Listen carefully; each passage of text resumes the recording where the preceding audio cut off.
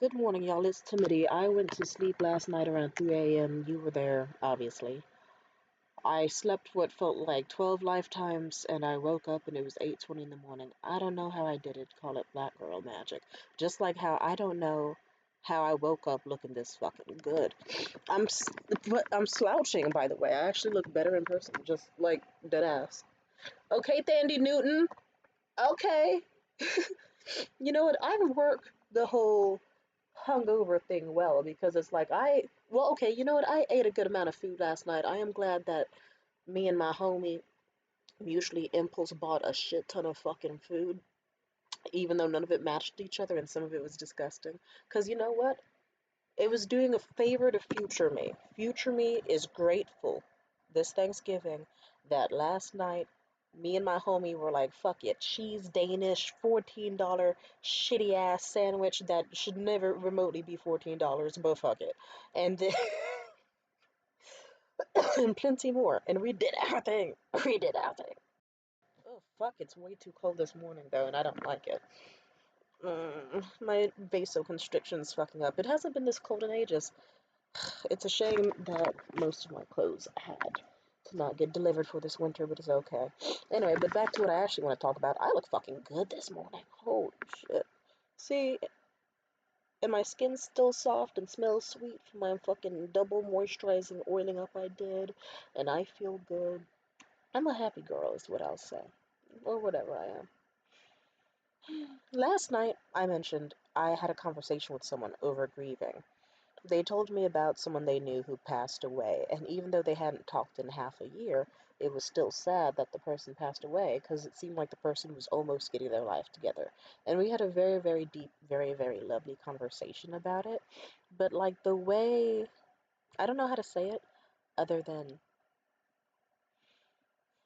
an epiphany that me and the person I was talking about this with, we decided on two things. One, they probably it really hurts the grief of like a lost future, but also like we like to tell ourselves we hate people more than we do. But do we? We like to tell ourselves that we hate people or that we are disgusted by them, never want to see them again, all that. But deep down, if they passed away, our world would shatter. Like, it's a reason. I've mentioned it before, even in a video I've made about the train theory. The train theory is something I've had in my personal brain. Fucking, sorry, I'm hungover. Bear with me if I'm less wordy and intelligent sounding as usual. My brain cells are kind of recovering from almost dying from all the alcohol and energy drinks and God knows what else.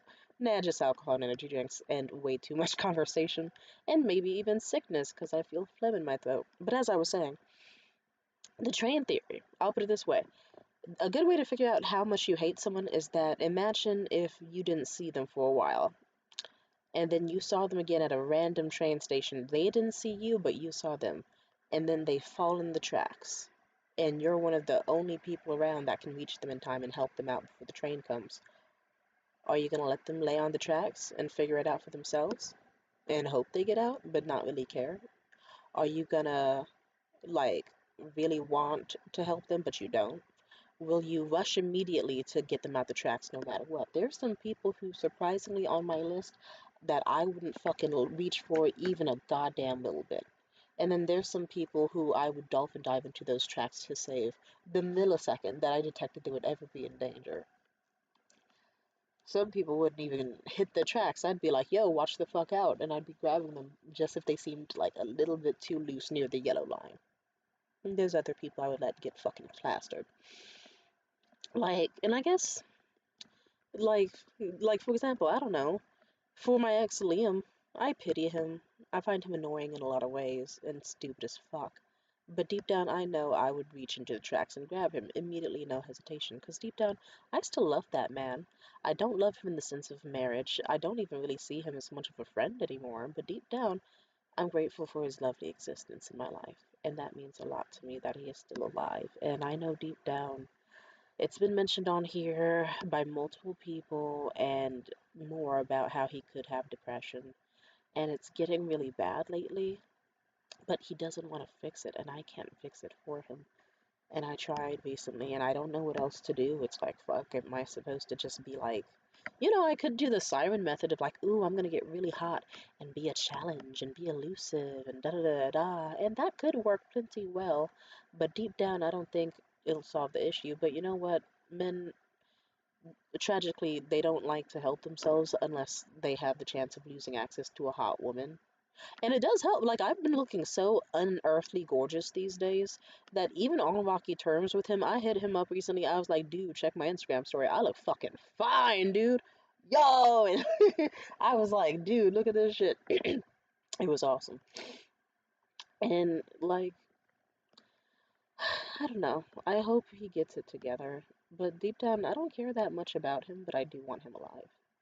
You know, like whatever he chooses to do with his life, and no offense, we've checked in recently, he's still not doing much with his life at all.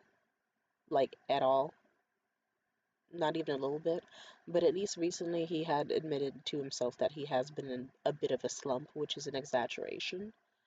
And I guess it's just like my concern for him. I'll put it this way, I don't have room to worry about him in my mind anymore.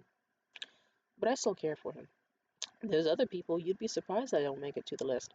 There are other friends I've had, or so-called friends, who, I'll put it this way, I would just pretend I didn't see them and let life figure it out. But I feel a little bad. The person I was just thinking about, I've known them for years. If they fell in some tracks, let me think again, would I actually save them? I would hesitate for a long time, help them out the tracks, and then wipe my hands in disgust and tell them not to even speak to me. That person probably thinks we are very good friends in real life, but deep down he knows we're not. He didn't check in on me when I was going through it this past month or so. We don't even talk anymore. I don't really care about him, but I have a semblance of a soul, and even then, with that specific friend who I won't name, there have been times where we have ended our friendship, where we have struggled and more. And you know what?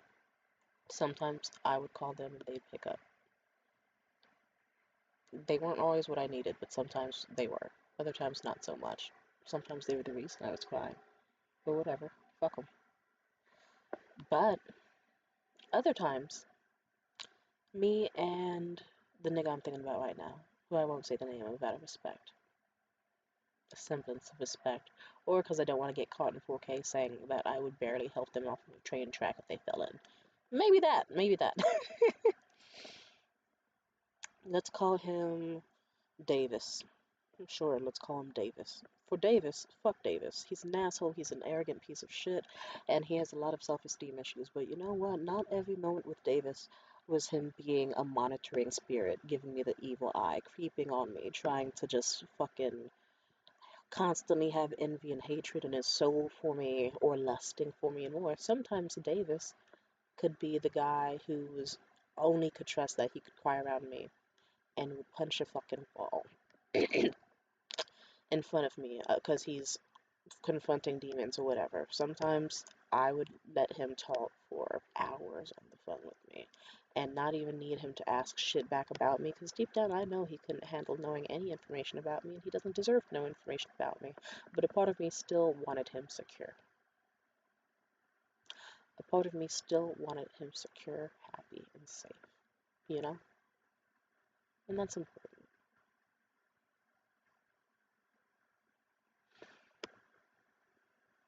So there were moments with Davis where it's like, fuck it, I think you're an asshole, but deep down, I'm just gonna deprioritize you as a friend and just allow myself to be a listening ear as you talk about your ex-girlfriend who you want to get back with, and how you're confronting demons about how secretly you really deep down do love her and do want to marry her, even though you keep telling yourself you don't, and how she's the first woman to make you feel things in ages in your entire fucking life and you see a future with her, and but how she keeps cheating and you don't have self-respect and this and that. And it's like I would let him talk because I truly cared for him.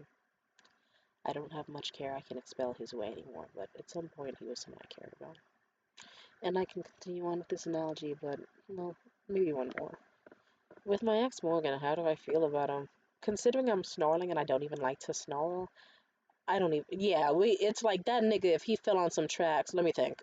Let me think. If my ex Morgan fell on some tracks, I'm pretending I didn't see it, and I'm just letting fate do its thing. Yeah, I don't care about that man. I fully recently blocked him uh, just recently. And I know you're like, Timidity, you should have blocked him years ago when he was, terrible to you, and he was terrible to you. That I'll put it this way, I haven't really seen him most of this year, and I only met him once, and that was earlier, like this month. And the sole reason we met up was because he was trying to be like, "Hey, do you want to fuck?" And he tried to lowball me. And to put it simply, I just decided, you know what, fuck it, I'm gonna be a dick to this guy. I was like, hey, you know what? I'll fuck you if you just take me out for food. And you know what happened? I made him get me the food, drove me back to my place, and said, actually, I changed my mind. And that nigga was super upset, and he was like, really? Because it's like, because I made sure he got extra food. I was like, fuck it, use your fucking points on your McDonald's count.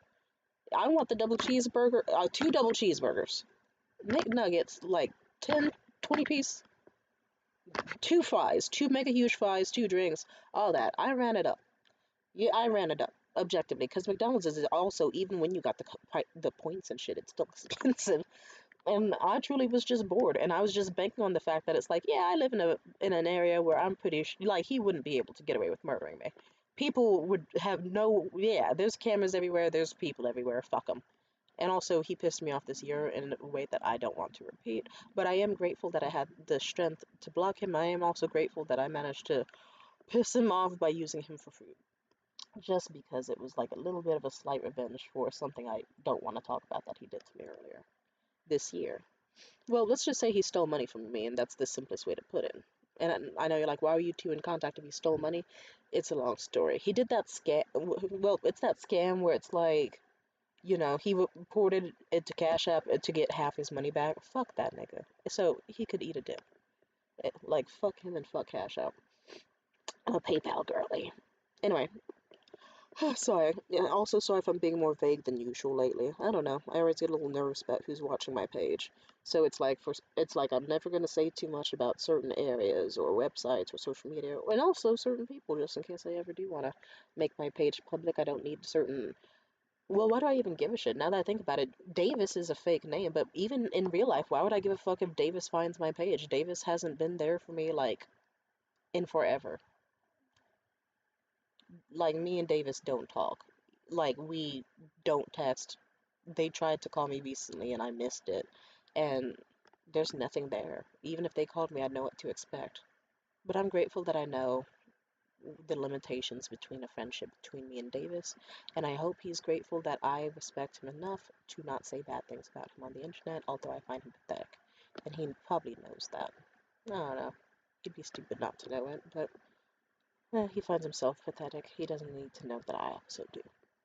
That's all. Because deep down, I know I still love and support him from a very far distance. Not even arm's length, because deep down, any air of his that could even touch my fingertips would, like, burn the fucking skin off of it. He's so toxic. But me, I have a tendency to care for people very strongly. And if I have the chance to be in someone's inner world and help them, I'll take it. Speaking of which, the whole reason this topic started was because last night at a bar, a man just was like, you seem like you have good energy, and I want to know your thoughts on this. And we talked about grief. And one of the things we talked about, as I mentioned, was wow, sometimes you think you hate someone, but deep down, if they died, you would feel so bad. And it would change your entire world. And that's true. Like, for example, my recent ex comedy buddy, Joe. Joe was a fucking cunt for what he did recently. And I told him, when Joe tried to be nice, but he also knew it was a snaky thing to do. So he tried to add in certain sweet bits around his just straight up insulting or passive aggressive parts. And I was like the way I so easily and happily responded, you should kill yourself, but knowing your health habits, that won't take too long to do anyway. And I remember the way he texted me that sad emoji, and I felt accomplished and happy when I said that. But it's like, I don't know. If someone told me, yo, Joe died today, it's like, I'd probably go through a lot of fucked up grief. I'll admit it, I wouldn't shoot myself in the head, but I'd feel really bad. I don't know if I would feel bad about the last thing I said to him, but I would feel bad that it's like shit. I don't know. Maybe something closer to like survivor's guilt. Or just like, fuck, I wish he stopped with the Ozempic. I wish he ate food. I wish he stopped with the fucking Benadryls and this, and that. But deep down, I know it's like he didn't. He was supposed to support me when my last room ended. And instead of trying to support me or be there for me, he saw it as an opportunity to seize. And he left me in the dust and he was just doing damage control to his image. Fuck that noise. I'm grateful that because Joe had given me plenty of beautiful opportunities and blessings this year, and I'm grateful that he just personally decided, oh, hey, that Tam girl with the rough reputation that everyone's afraid of. Fuck it, I'll include her in comedy shows and warm her up, and hey, she can do the DJ stuff. I'll give her a few bucks and some fucking drinks for it, or some fucking food every now and then. And he was sweet and nice, and I thought it was very, very thoughtful.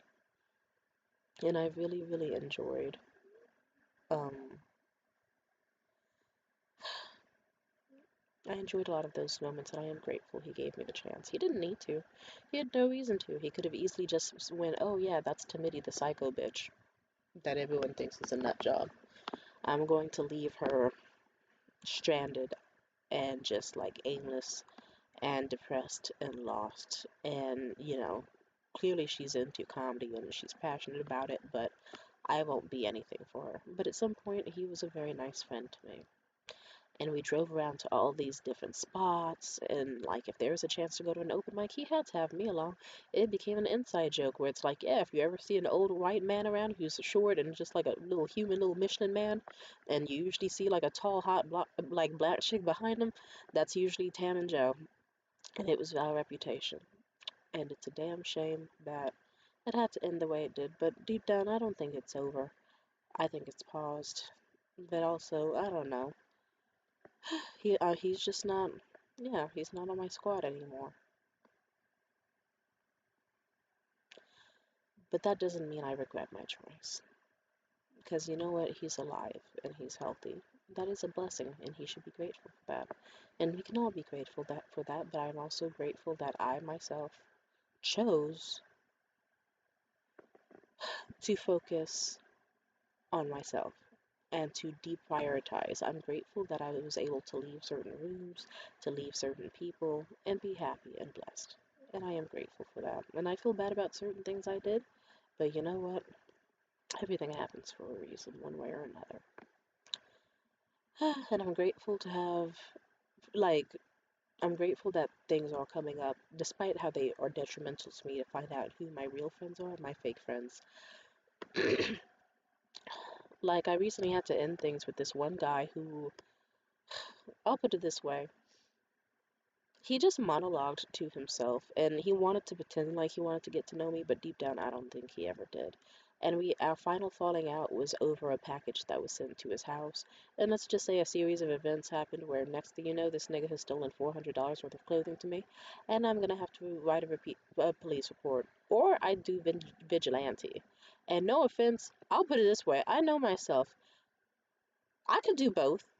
Because it's like, I'll put it this way, it's Thanksgiving. I could easily make a group chat with his whole family and send in screenshots of him admitting that he did cocaine with this one girl, and then all the shit about how badly she hates him and doesn't want to fuck him and curves him all the time. And I could expose him today. It's Thanksgiving. That would make a very fucked up, awkward, uncomfortable ass holiday memory that will haunt him for fucking decades to come. I could do that if I want to be a bitch today. And I'm fine with that. Because you know what? Fuck you, nigga.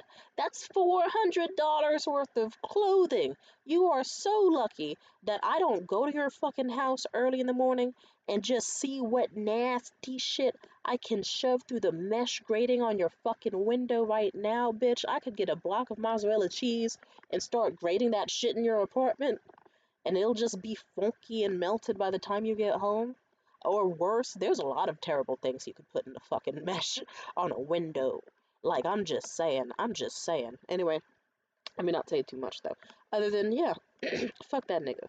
I'm grateful that he showed me that he was a lame ass bitch ass nigga who could not be relied on for shit. Even though I feel like I did kind of overreact, but at the same time, well, his revenge on me was trying to take, well, okay. I don't want to share the whole story. Let's just say it was messy all around. And at some point, I'm grateful I got to know them when it was a sweet spot, when it was around my birthday, and they were sweet and helpful to me, but deep down, even then, I remember the way from my old open mic, the way I told this man, I was like, hey, just so you know, the way I remember it was my birthday open mic. I told that man, I was like, just so you know, we might need candy bought for the open mic. Are you okay with buying some and bringing it? If so, awesome. If not, let me know. This nigga proceeded to not remotely let me know, and then showed up with one single Rice Krispie treat. And it's like, let me get this straight. So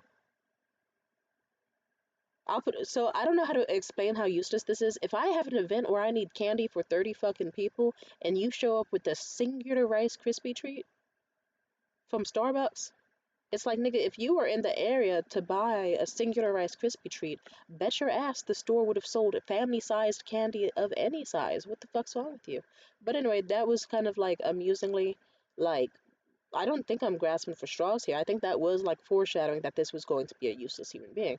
And I had to learn the lesson the hard way, which is now I lose $400 worth of clothing, but now I get to fuck up someone's life a little bit, and that makes me happy. Amen. Uh, Continuing on. But deep down, I don't think I want. I said some terrible things to him too. I said I wouldn't care. I don't want to repeat the terrible thing I said to him, admittedly. It was pretty rough. I see why he stopped associating with me. But I will say, fuck that nigga to this day. I don't want him to kill himself. Do I want him to suffer? Yeah. But, like, I don't want him to kill himself. Anything else to say? I guess, like, what else would I like to say to this man? I don't know. But as I was saying, so the person I was talking about grief with last night, Lucas. Lucas was a fun person to talk to. We just discussed the topic and it made me and them reflect. And I guess we had the epiphany of like, maybe we don't hate people as much as we say we do. It's so easy to think that we would never want to see someone again or want them dead or hate them. But deep down, we just want them to continue their life just somewhere far away from me where we can't get affected. Or we just want them to grow as people and be better. And it makes sense that he's grieving the loss of his friend. Even though they ended on pretty bad terms and it's been half a year since they last spoke, it's still like, yeah, that didn't mean you wanted them dead. There was always a chance of rekindling, always a chance of blessing, always a chance of beauty that could come back in each other's lives, and the opportunity was lost. And it's one of those tragic things that just, even by my lonesome, I sometimes worry. One of my biggest concerns is sometimes after a lovely hangout with someone, I think to myself, fuck, what if they died like right now? And if not that, I think, fuck, what if our friendship ended right now and this was the last time I saw them? So always, like I told him, it's like if you're ever in a situation again with someone, the best thing you can do, even if you swear you hate them, I try not to let it go like 2 weeks or at maximum 2 months without checking in on that person. Just me personally. But then again, I have a history where it's like I've threatened to kill a nigga in November, and then next thing you know, it'll be January, February, and he's eating my ass again. So I have a very unconventional lifestyle, but still, I have friends of years where we've had our ups, we've had our downs, and they're still around. And there's a beauty in that, even though to this day, some of them aren't even that good of friends. But I still don't wish badly on them.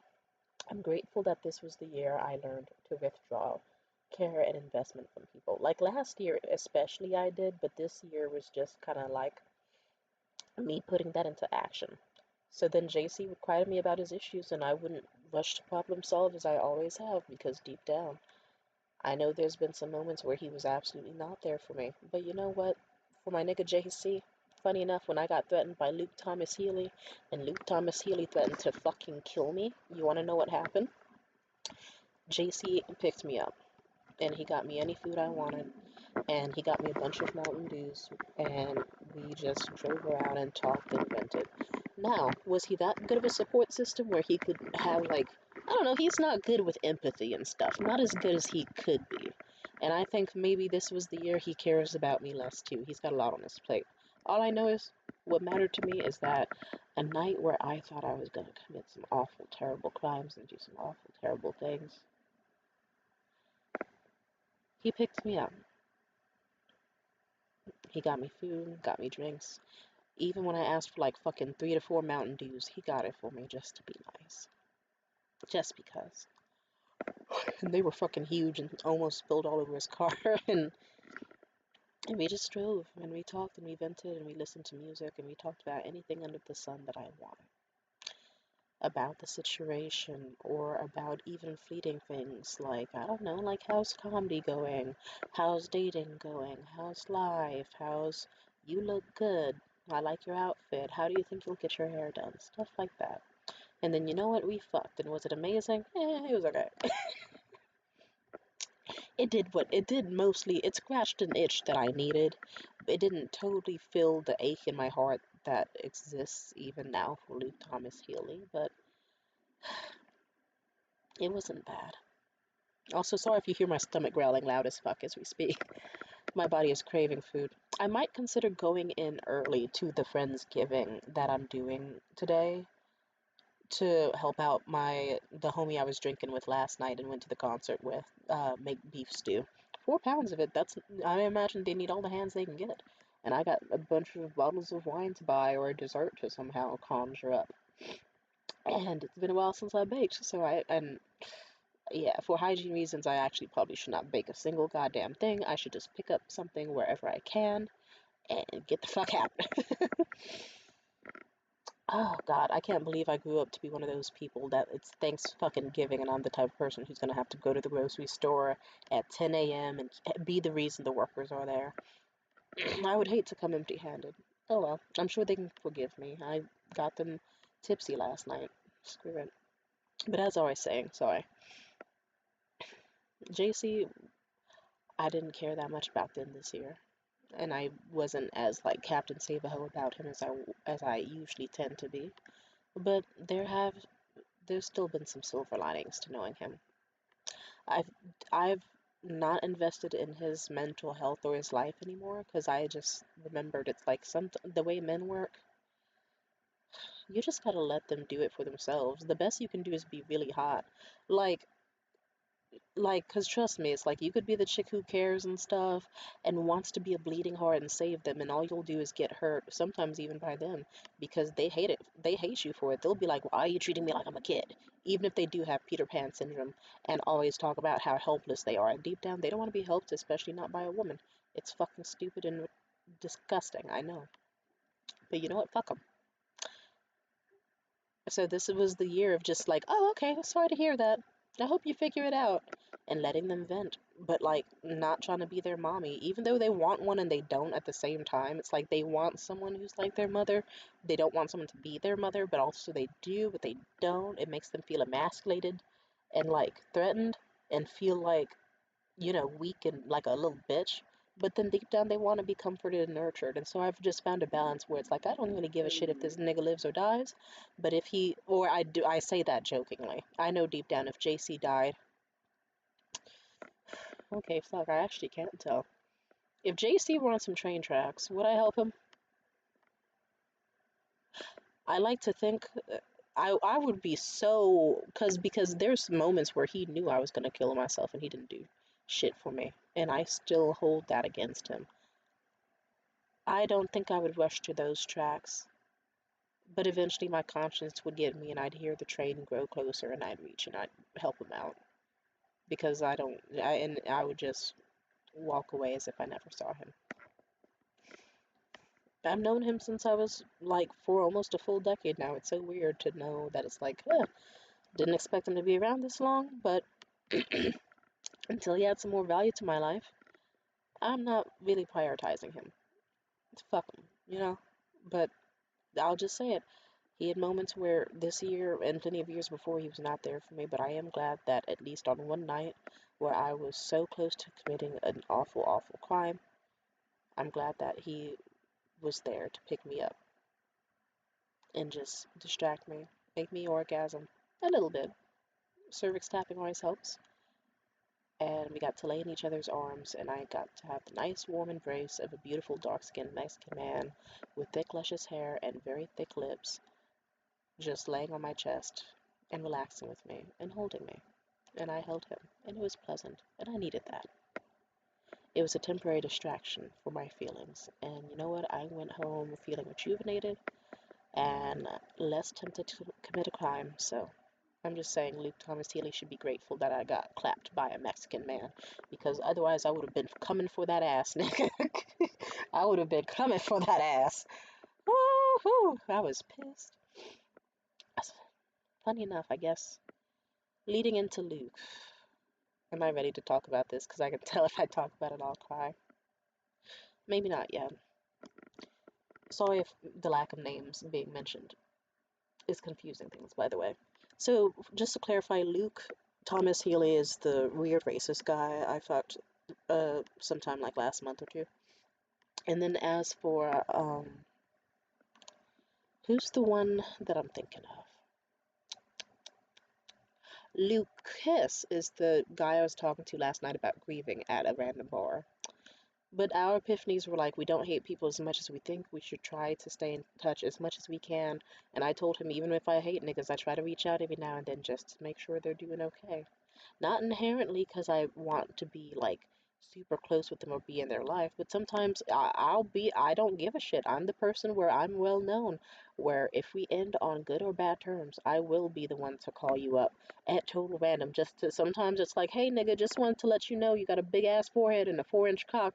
Other times it's me just fucking picking up the phone to be like, hey, just so you know, I really want to see you finish that book. I know you've been struggling a lot because of like Xanax and Adderall, and you don't know which pill works for you, and I'm afraid you're taking too much kratom, and I don't want to see it get worse for you, because what if you get immune to those drugs? I don't want you to just like have a downward spiral and keep overeating and doing drugs, because deep down you're a handsome man. You have a lot of worth, you have a lot of beauty. I think you should just, like, please, you've been wanting. I first remember meeting you at 19. I thought you were so impressive. And now here we are, it's been years, and you still haven't made your second book. And everyone around me calls you so impressive because you're a novelist, and we want to see that from you. I don't want to see you get wrapped up in hedonistic gluttony and lust and pill popping ass hoe shit, because I want to see you succeed and thrive. You're a huge name for a reason. You have amazing intelligence. I don't want to see you squander it. And I'll say that in a few more heartfelt things and fucking leave the phone. I'll just put it out into existence because I'd rather things said than not said. And you know what? That same nigga, I remember he hit me up and he was like, I listened to your voicemail and it drove me to tears. Thank you. And it's like, don't mention it. Sometimes that's an important thing in life. And that's, so I'll put it this way. Sometimes you have to do that. Even when it hurts, even when it's scary. You have to.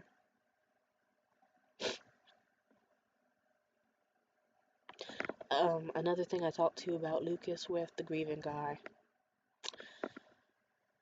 If you see beauty in someone and they're gone too soon, the best thing you can do is, like, write poetry for them, write songs about them, um, fucking leave writings at their grave, send the text that you never got to send just to get it out of your system. Um, fucking leave a voicemail crying or telling them how much you love them, even if they'll never hear it, just so that they can feel it. Like, leave things at their graveside, like a piece of food they like or a teddy bear or something. And whatever good they did that you think the planet is missing out on, be the one to replicate it.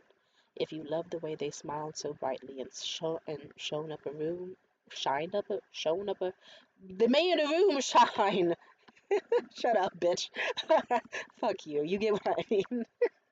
If you like that, try your best to be it. If you are as light out when you first met that person, they came to you when you were in a dark place, in a fucking crowded room, feeling alone, and they were the ones who approached you first to make you smile. And sadly, now they're gone. Guess what? Pass along the good. Be the one that reaches out to someone first and, like, extends friendship, offers someone to dance, smiles at a kid. I told him, hey, didn't you say your friend was like a preschool teacher? Then, like, I guess just if there's a chance to, like, if there's a chance to be there for a kid of any age, just to make it feel loved and safe and happy, then I guess in your friend's honor and memory, do it. Like, just so that you can bless their life. Or, like, if you love that they were a family person, give to their family or give to other families, and just, if they're charitable, then give like they give. Like, stuff like that, you know what I mean? Amen. Anyway, and I meant it, and they seemed to really like my advice, and they were very sweet. They sent me a message last night before they left, the bar even, but they drafted a very sweet message to me.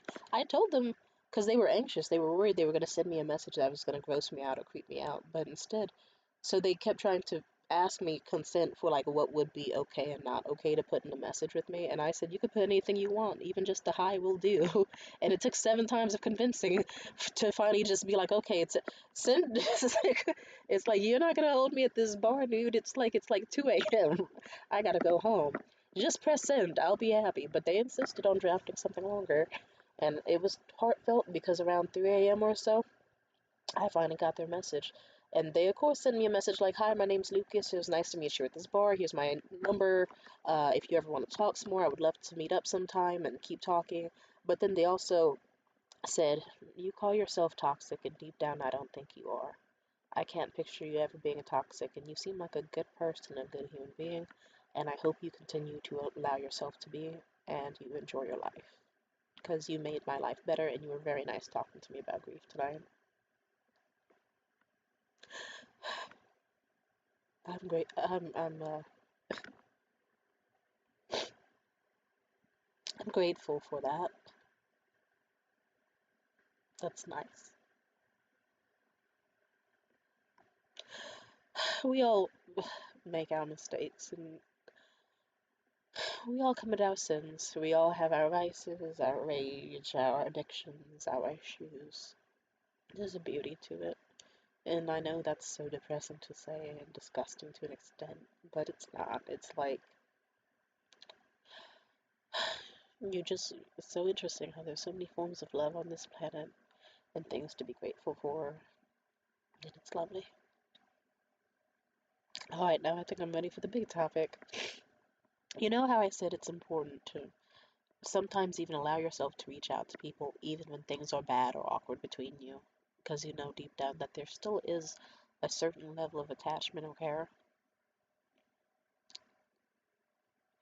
About Luke Thomas Healy. There's plenty not to like about that man. He's the type of man who will probably get on Twitter today talking about, oh yes, shout out to our great white American settlers for making this country great when they did what they needed to do to fucking colonize this country and make it amazing. It's like, fuck you, shut up, bitch. He's a loser. Fuck that nigga, he's a loser.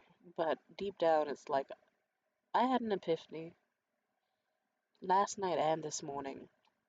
Made me think of it. Like this morning, I saw a post about losing best friends and about like people shared their experience like they lost their best friend and they couldn't tell anyone about it because they didn't have a best friend to tell about how they lost their best friend because this friend is now gone, and how they wrote sad poetry and about how like Katya and Trixie Mattel, even though they're not friends anymore, there was love there.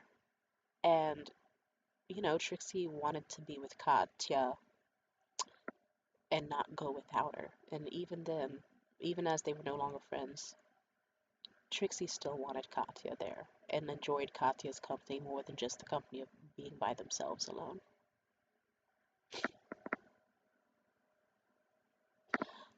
But this is the part of the video I'm gonna start crying. It's okay. I'm grateful that I am in a point in my life where I can freely cry because I used to not be able to. And shout out to estrangement so I can freely cry as much as I want. Fuck, let's rip off the band-aid. I still care for Luke. When the discussion brought up with my buddy Lucas, the grieving one last night, the guy I just met, Luke was the first person I thought of when we talked about how we don't want certain people dead. We just want them far away, or we want them to grow as people and to reconnect later in life if there's a chance. Joe is the second person I thought of.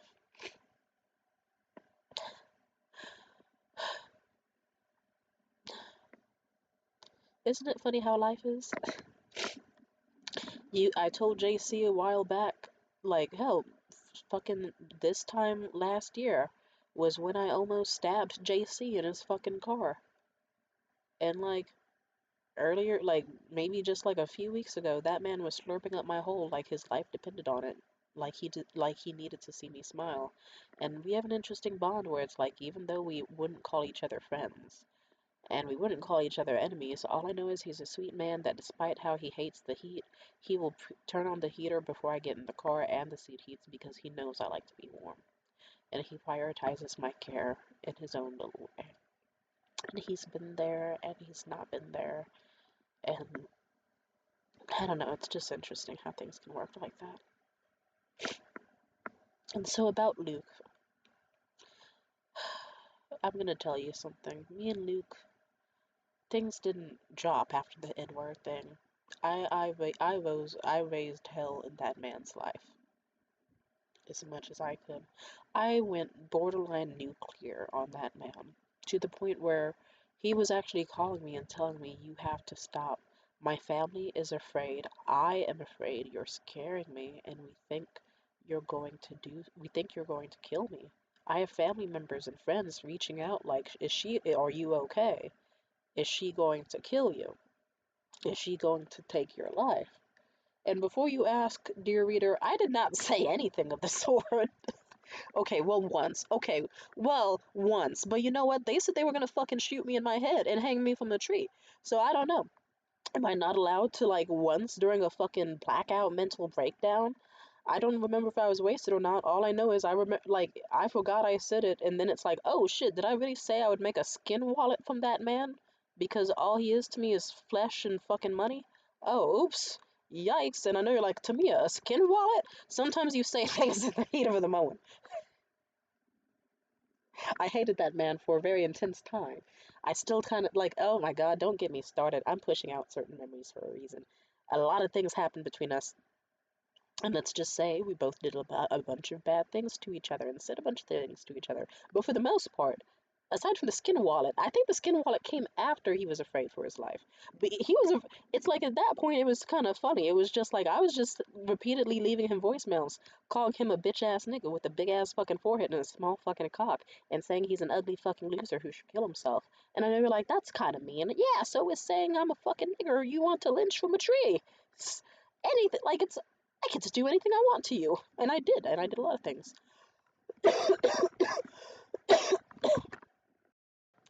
And you know what? I had fun doing it, admittedly. But you know what? I'll put it this way. It would be a lie to say we stopped contact. It would be a lie to say we didn't have any further pleasant moments or pleasant conversations. It was surreal. I don't know. It was one of those things where it's like, all right, the dust settled. You threatened to kill me and called me slurs, and then tried to guilt trip me about it. I told your entire family about how you want to relapse on heroin and speed again, and where you get your drugs, and how you were, and all your weirdest fetishes, and how you want to suck dick in my honor, and a bunch of other shit. It was bad. It was bad. It got really hideously, derangedly ugly, and I feel so sorry about some of that stuff. Other stuff I really don't, but I don't know. It was just, we were just doing whatever. But you know what? Interestingly enough, during one specific week where I was just really losing my mind, I was pretending things were going well for me, but deep down I was overwhelmed, I was burnt out, I was stressed out, and I was sad. And one day, I hate that I don't fully remember when this was, but it was like a turning point for me and Luke. At some point, I was just gonna call him up, and I was gonna leave a voicemail. I think I was feeling borderline suicidal myself that day, and I was just gonna leave a voicemail just to vent about what was stressing me out, about my comedy stuff, and the pressure on myself, and my anxiety, and my fear, and my overwhelm, and how I was trying to throw myself into comedy so I could stop thinking about him, the good, the bad, all of it. But surprisingly, the call did not go to voicemail. He picked up, and he could tell I was crying. And the first words out of my mouth were, "Oh, I'm so sorry. I didn't mean to. I was just trying to leave a voicemail. I'm sorry. You don't have to stay and listen. It's fine." And then I just started sobbing. And he stayed on the phone. And at some point, I just vented as much as I could about everything. Like, shit, I'm worried that my comedy showcase won't work out. I'm worried that everything's gonna fall apart. I'm worried that I don't know. I haven't gotten vendors yet for the Christmas market. I don't know which comedians to book. I'm so afraid of failure because the holidays are rough for me, and every holiday season is the time where I usually try to take my life the strongest. It's just really hard for me. And he let me vent. And it was so interesting. We ended up talking for like 2 hours. He he had no reason to be nice to me, and I had no reason to be nice to him. But we were nice to each other. And you know what happened? Oh, I'm sorry. How long has that booger been there? I'm embarrassed. Goddamn. Oh wait, that's a piece of tissue. Is it? Oh, thank God it's a piece of tissue. I was gonna be mortified, bitch. But as I was saying, like, me and Luke Healy, we ended up talking for like 2 hours on the phone. He just let me vent and talk, and he cheered me up, and he gave me life advice, and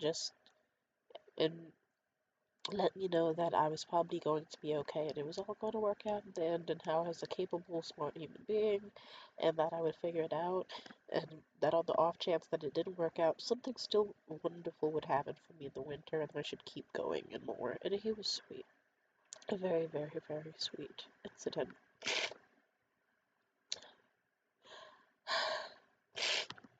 Yeah, I could barely breathe as we talked from how hard I was breathless and crying and dehydrated and mucusy, but he still let me speak. And then the conversation got interesting, and this is so disgusting.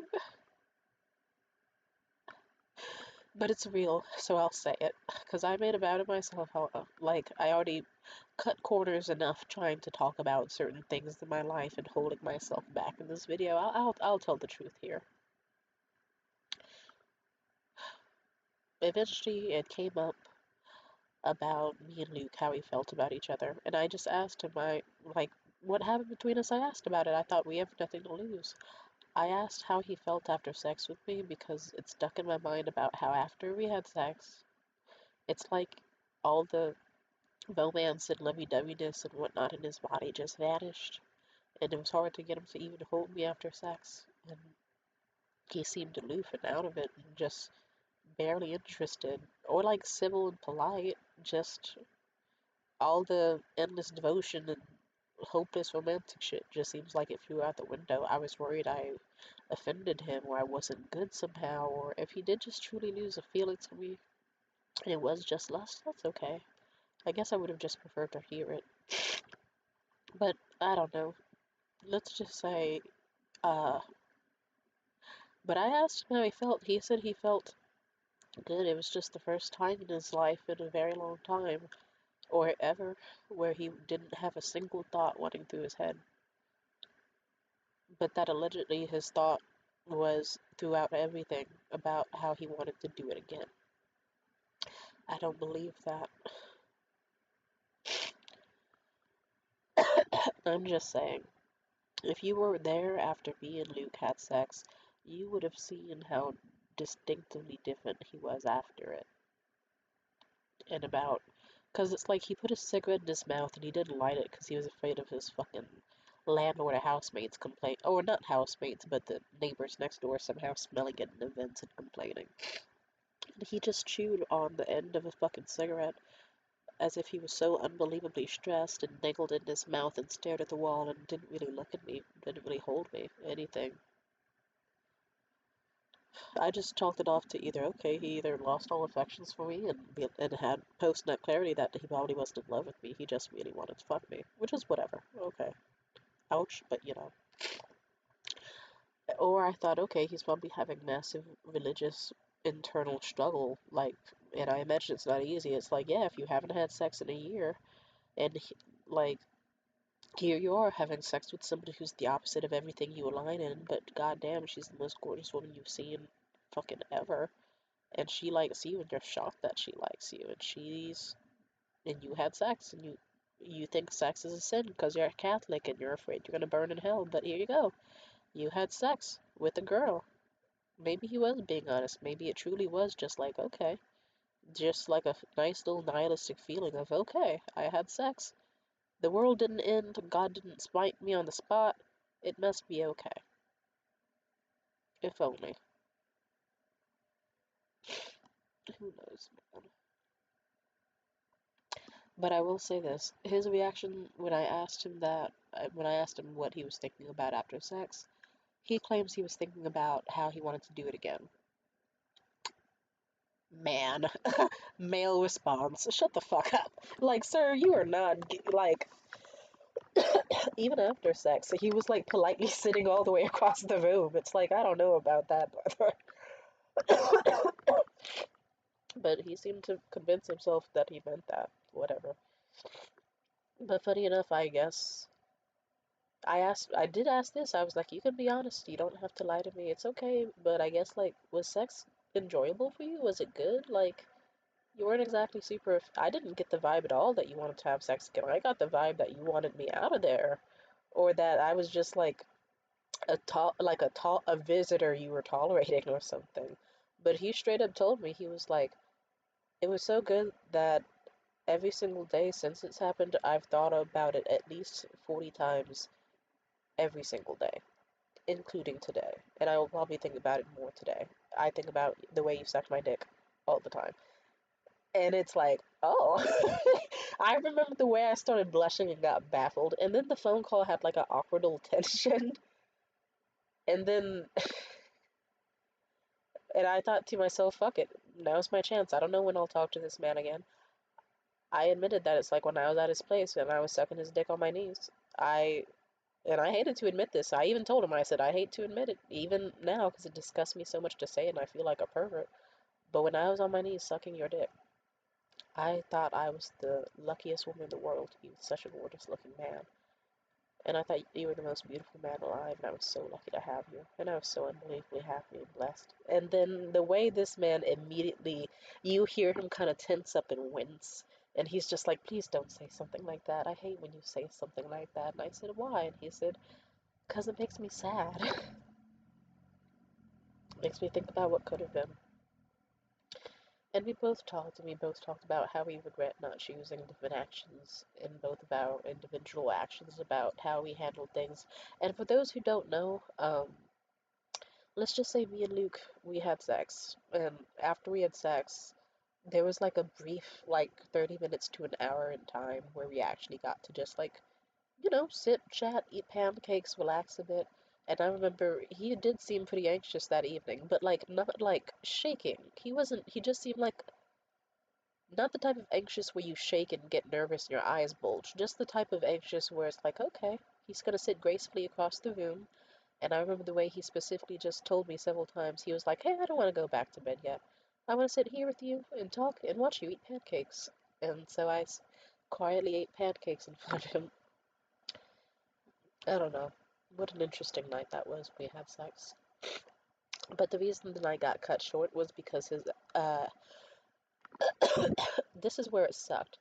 It felt like a mockery. It felt like on my end, I was able to finally find someone I loved, who I could safely say I loved, and the rug wouldn't get pulled under me. And he thought, okay, here's a chance where I get to feel loved and I get to love Tamia. And we both get to say we love each other and have sex which is something we both haven't done in ages, and something we both deep down wanted, and we thought we could be happy despite the political differences. We were willing to see if we could work it out. Like, I wasn't gonna change my stances for shit. He was gonna be the one to change. Let's get that fucking straight, and he was willing to try. Plus, I could tell he was brainwashed in certain aspects. But I'll say it like this. God. It felt like some higher power was like, these people say they love each other. But I need to do something that's going to reveal their absolute worst moments to each other so that we can see if they'll make it out. And lo and behold, Luke's ex-girlfriend got in a car crash on the world's most uncrashable road ever. And I don't want to talk about what happened next, past Luke promised me he would come home to me. He was so angry at his ex and felt bad for her and more, and he was tempted to just stay with me. But he also really, really, really wanted to go make sure she was okay, but also didn't because he didn't give a fuck about her. But like I said, it's an ex. She was a woman who at some point he thought he would marry, and they almost had kids and or a kid, and she miscarried, and their relationship didn't work out, and deep down he was calling her all sorts of bitch. And even right before the car crash, ironically, the topic landed on her and about how he hates that she comes over sometimes to do laundry, but she pays him or gives him free food in exchange sometimes, so he allows it. But and she hates laundromats because they're unhygienic, so it's like, okay, fuck, go to your ex's place and do laundry, I get it. And he does that out of care, but deep down he doesn't give a shit about her. He openly talked about how she was actually kind of abusive and how she was actually terrible in a fucking lot of ways to him and more. But you know what? Because he had care left for her, he allowed certain things. And that evening, I remember he was so distraught between do I stay with Tamia and just let my ex rot in the fucking hospital, like, because how dare that bitch get in a car crash on the one night I give myself to have a break? But he also felt bad morally about that, and I cared about Luke. I didn't want him to do anything that he could regret, and especially because, like, even though he called her a bitch and also doesn't even fucking like her and actually kind of resents her and finds her terrible, care is still there. And I thought to myself, he's a Catholic. He's gonna feel bad forever if he never goes to visit her. So I told him, you can visit her if you want to make sure that she gets home safe. That's fine. I can wait. But, like, deep down, what I really want is you could do anything you want tonight. Just please, as long as you get to come home to me and I can hold you for a bit before I have to go home. And Luke promised that, and instead replaced me, and like he kicked me out and replaced my spot in bed with her. He had no reason to do that. Don't get me started on this topic, or I'm gonna shoot my fucking brains out. But let's just say we've had conversations since then, and sometimes he switches between I should have just stayed with you, I should have just brought her, let her stay at the hospital, or took her home, and because she ended up being fine anyway, and she was ungrateful and mad at me, so I should have just stayed with you. And I regret, and he was just like he regrets leaving me that night. Other times when he's been mad at me, he's been like, fuck you. Even with knowing what I know now, I'd still go and get her because I knew my, and it's like, and I thought that was especially malicious to say, wow, even when you know in this reality that she was fine and you could rewind time, you would still do it all over again. You'd leave the bitch you said you loved and just raw dogged in bed and to get your ex and then replace her in bed. You'd have, what? See, maybe Luke should kill himself. I'm sorry. Like, see, shit like that is why I've crashed out on him several times since. Anyway, he's a fucking idiot. But sometimes I think some stuff he said just because he wants to push me away. It's complex. And I know you're like, it's not that complex. He's just an asshole and he doesn't like you that much. Maybe. I'm okay with that. It's whatever. But as I was saying, I know I've been doing a lot of pivots in this story. Let's just say me and Luke have had several phone calls and talks since then, and it was very interesting. It was like I said, the dust settled on a bunch of stuff. And when I hell, like I said, when I called him suicidal and anxious that day, we called for like 2, almost 3 hours just to make sure I was okay. And that was really sweet of him. And it ended with him admitting that I forget if I asked or if he said it unprovoked. I think he asked me if I meant it when I said I loved him that night. And I told him I was nervous and I was unsure if I loved him, but that I meant it. And he said he could tell. And then he said, if it makes you feel any better, I truly did love you that night too, and I meant what I said. And then it was just like, yeah, it was nice. Sad. What's it? What's interesting is that I don't even remember how the phone call ends, but I remember that afterwards I hung up and I thought, okay, I might never talk to him again, or because of how the phone call ended, maybe we could still be friends. Maybe it'll still work out. Maybe. But it's funny, I took a 3 hour nap, and by the time I woke up, Luke was messaging me like, "What the fuck did you say to my family?" And then I was like, "Oh, right, I forgot I sent messages to his family." Oops. I thought he saw those 24 hours ago. Uh-oh. And then there was more chaos, and then I didn't need to. I could have easily just blocked that nigga and left him to suffer.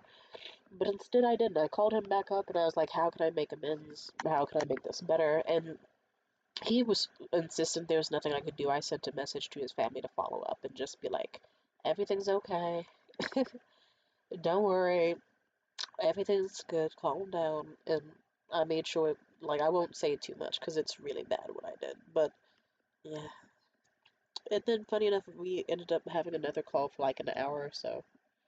And next thing you know, that hour-long call turned into multiple calls over the course of several hours. And then next thing you know, it was like fucking almost midnight as he was just still talking to me. Just, it went from him being angry at me and us being angry at each other to like arguing to like weird sexual tension between us arguing where I was like, "Do it, fucking swear, do it." You won't do it because you know you don't, because come on, you know what you want to fucking say to me. Swear. And he was like, I didn't swear." "Oh, don't act like you haven't sworn to me before. You just swore that." And next thing you know, we were bickering like a weird mix between an old married couple and like you know how they bicker in the movie Death Becomes Her, where it's like mad hell, da, da, da, da, da, like they keep yapping. It was kind of like that. It's like it was like a Golden Girls argument. It was kind of funny. Just it's so funny. Luke is such a funny guy because he still talks like when he's angry, his woman voice comes back and he sounds like a lady again. And then aside from that, he also bickers and argues like a lady. Like it's like his voices are anxious man and extremely sexy woman. Like he sounds like Grace Kelly when he's angry. It's so sexy. I hate to admit it. He's such a weirdo. I like him, unfortunately. And if you're wondering, yeah, we had multiple phone calls since then. And funny enough, the last time we actually had a fucking phone call was him admitting to me that he still wanted to see me. Except, like I was worried before, I'll put it this way, I still think his feelings for me were just lust. Because, I don't know, men are very bad at recognizing their emotions and have a lot of ego and stupid mind game shit with them. I think he likes to think he loved me, but deep down it's like I think it was just really strong lust paired with infatuation, so it probably felt real in the moment, but it was never actually real. It's the type of infatuation where it's like once you orgasm, it's just like, alright, what am I gonna do with the girl next to me? And that's depressing, but, well, I'll put it this way. I know I could make myself feel better and say, "Hey, he said he loved me. I should believe him." I would have not done what he had done to me with a girl I loved. You don't tell a woman you love her, raw dog her, and then replace her in bed with your ex, who ends up being completely fine and could have been at the hospital or at her place. You did not need to bring her to yours. And the thing about Luke is that he's a fucking martyr. He likes to act like everyone ruins his fucking life and everyone ruins his fucking day, and that he couldn't get a break for one night, but deep down he could have allowed himself to have that break for that evening. But no, he's the type of idiot where he's just stupid in so many ways, but and he catastrophizes all the time. It's something I've known about his personality even before then, but he's always the type that like he gets anxious really fast. If anything, that's a factor to why he thought I was gonna kill him. He, in one of our recent phone calls, he was like, "You told my brother that to what did you say to my brother? He's afraid that you're gonna show up to the wedding and fucking kill us all." I said, "Oh, I said that when they give you a suit for the wedding, which you told me about the wedding, and you're plenty of times. I told him they should get a suit that can cover up your big fat dump truck ass and big old D cup titties. That's what I said." Because I wanted to make you feel bad about your body. Because, and he was like, "Yeah, I heard that." he he was like, "I knew that, but still." And then he was like, "How did you know I was wearing a suit? How did you know I'd be wearing a suit to a wedding if you weren't stalking me?" I said, "Luke, what would a man wear to a wedding if not a suit?" And then there was a huge long silence.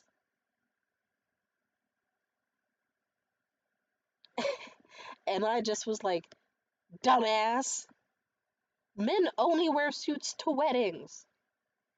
What the fuck? What the? Of course. And also, there would be a high chance you'd be the best man or get a suit even if you weren't, because you're his fucking brother. And guess what men wear to weddings? Suits! Dumbass! And I called him he's stupid as fuck. He is so fucking dumb. God, he's an idiot. Unfortunately, I still have feelings for him. Unfortunately. Yeah, like a sick part of me knows it's like I would still make out with that man. It's so sad.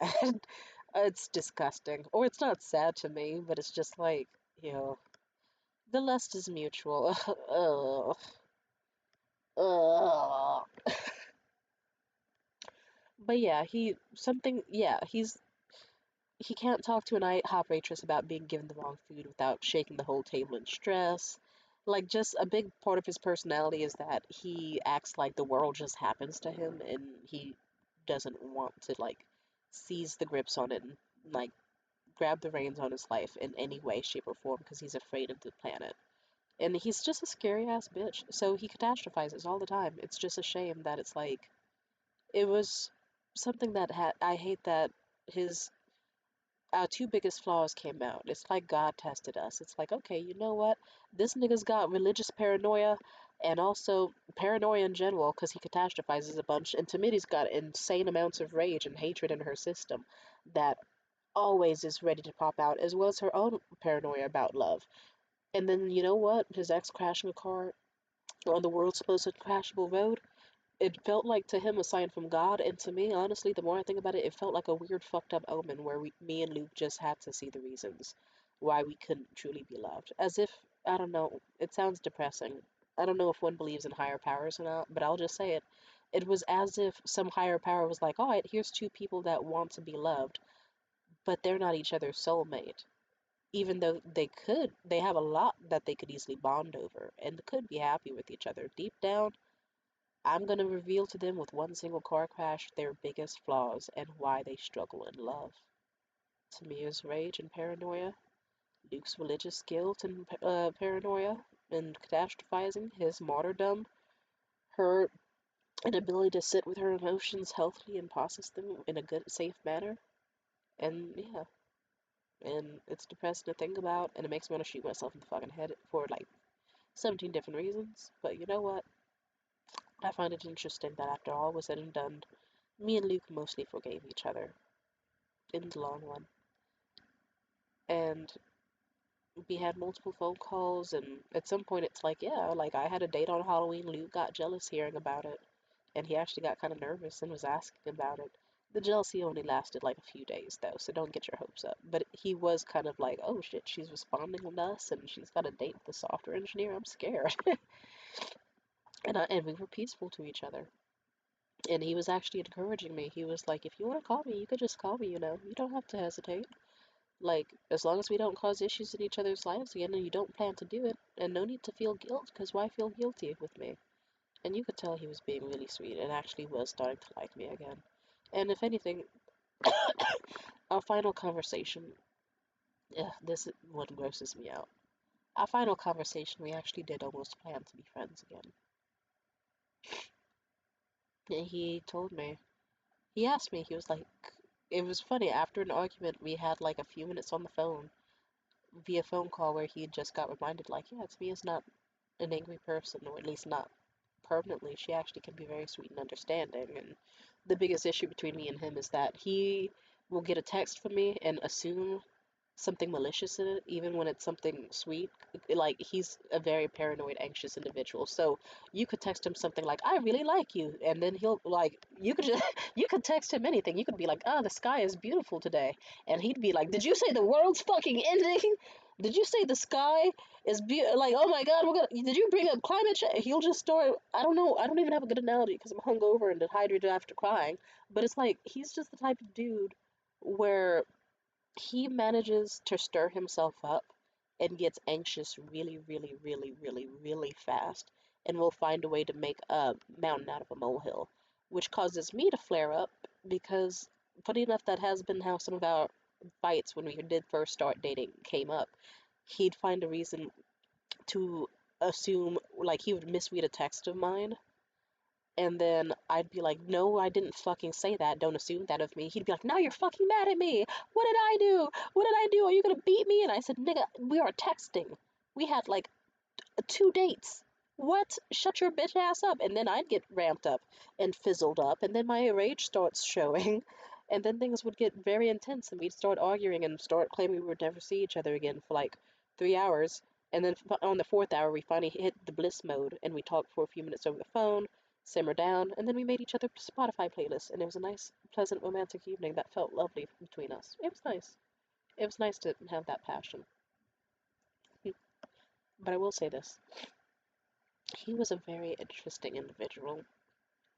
Damn, I hate that I'm saying so many things out of order. But as I was saying, yeah, he's he's an anxious little chickadee. He's so cute though. Well, if only things worked out, but you know.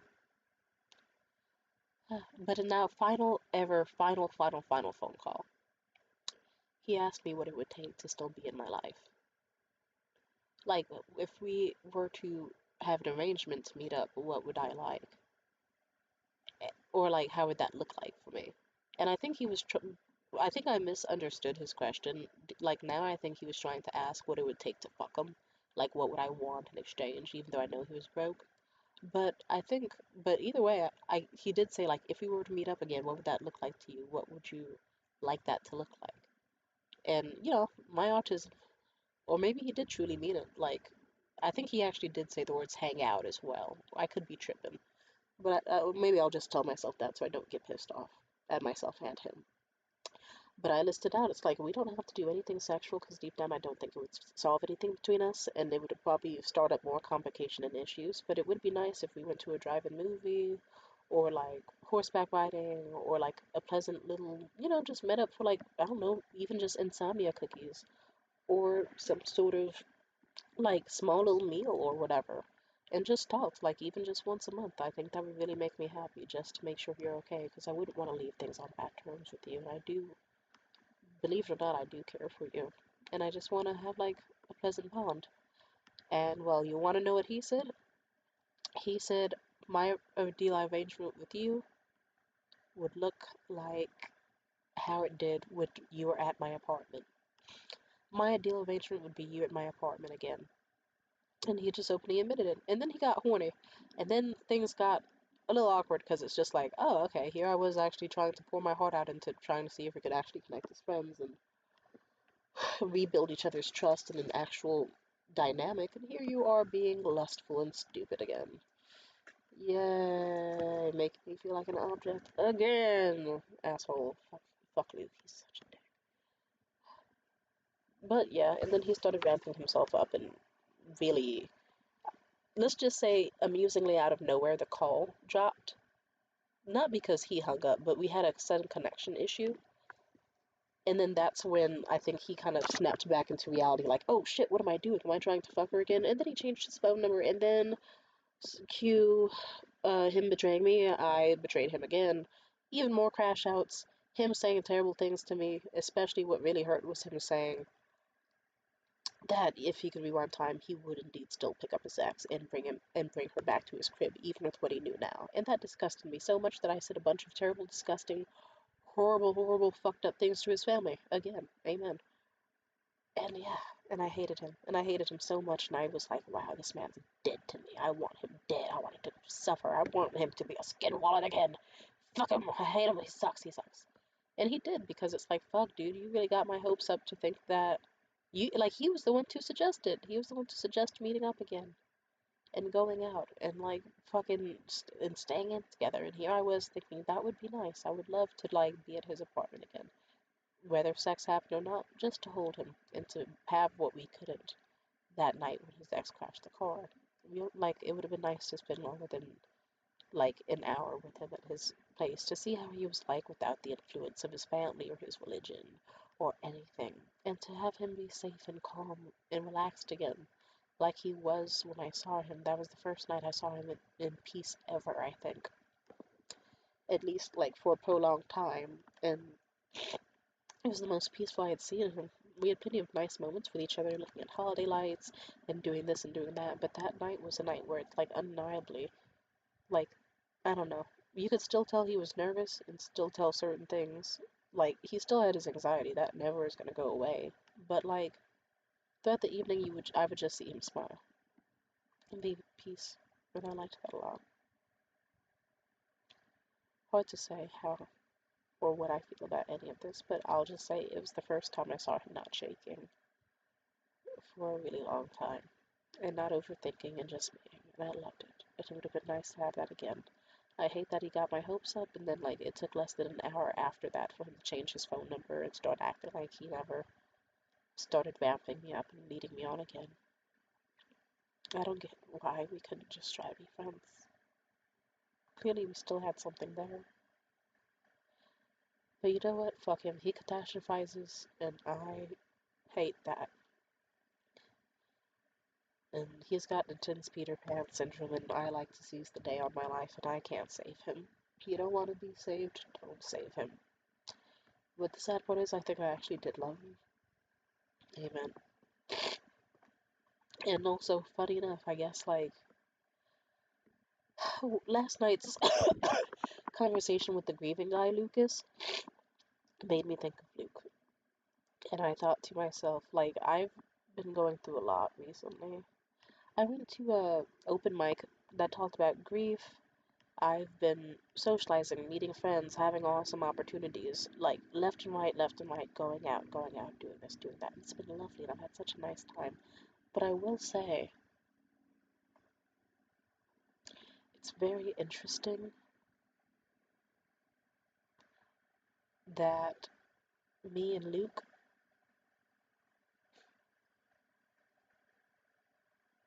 he said he wanted to kill me and said terrible things to me. And then, what, a month later or so, he happily sat on the phone to me for 2 to 3 hours just to make sure I was okay. And I returned the favor plenty of times. And maybe one day I'll share with you what I wrote about him recently that led to my epiphany. But I thought he was a beautiful man with a lot of lovely qualities. When he wasn't a racist, awful piece of shit, of course. But when he was a normal, non-psychotic, borderline religious psychosis having human being, he was great. And I would have loved to have explored more about that man, because I think we actually do have a lot more in common than we realize. But I had feelings for him. And I guess I woke up this morning and I was like, for the first time in a long time, I can say this without hate in my heart, or at least not so much. This is a hard thing to say. I think I loved Luke and I meant to. And maybe I think the reason I'm hooked on Luke for a lot of reasons. Not just, like, I think I posted the video before about how I don't see him as harmful. I don't even really see him as capable of harm. For Christ's sake, he's a guy that after the second date repeatedly asked me over text to never beat him if I was ever mad at him. And that had not even remotely crossed my mind. And he shakes and he's scared, and I thought to myself, he's so cute. He's like a scared little bunny. He's always anxious, always on the move, always head on a swivel. Who's chasing you? Who's hunting you? I'm not the one hunting you, sweetie. I love you. And I just wanted to protect him from the world. Which is so funny. What could he use protecting from? But I know what. I hate to say it, he does trigger that Captain Save-A-Ho instinct in me. I don't see him as capable of doing harm. And a part of me always just wanted to keep him safe. Because I did care for him. But also, he was the first guy I can't remember the last time I said I love you to someone and got it heard back. Like the last person who did before him who actually said he loved me back was a guy who was raping me. And I don't even like to say that man's name. I have repressed most of last year with him for a reason. And after that, I've dealt with love bombing left and right, gaslighting, future faking, the same old fucking shitty bang bang jazz hands. The same performance, Oscar award winning, and I get tired of it. It's hard not to get tired of it. Luke, in a way, he still was that type of guy. He did the same performance, but maybe it's just my favorite song. Maybe it's my favorite movie. Maybe it's my favorite way a person can act. And they act well and they don't mean it. But you know what? For a sliver of time, I was able to experience someone actually seeming devoted to me after a long time of not having that feeling. I saw some deep flaws within him, and he saw some deep flaws within me. And even then, despite how, for a million reasons, it shouldn't have worked, and I can't bring myself to say couldn't, because I know it could have. I'm sorry. I'm still prideful enough to say that, or naive enough. But I loved him, and I meant it, and I got to experience for the first time in an extremely empty fucking year with meaningless sex and meaningless friendships and meaningless relationships and just everything being meaningless. I got to break celibacy and have sex with a man who I trusted wouldn't leave and would stay, who accepted me in all avenues and the type of person I am. He knew what type of person I am, and he accepted me. And I knew what type of person he was. The worst parts for you, the worst parts for me, the worst parts for him. I saw what he hated about himself, what he knew others hated about him for. And it wasn't a deal breaker. I hate to admit it wasn't. Because I knew the reasonings. All I can say is I got to experience for the first time in a year the sensation of me being able to confess to a man that I loved him. And whether it was out of lust or maybe some sort of sick actual, I still can't bring myself to believe he meant it. But he said it back.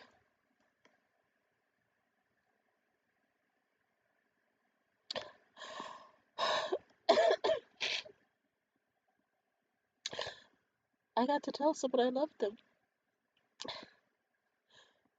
And I got to hear them say that they loved me back. And he wanted that, and I wanted that, and we were there for each other.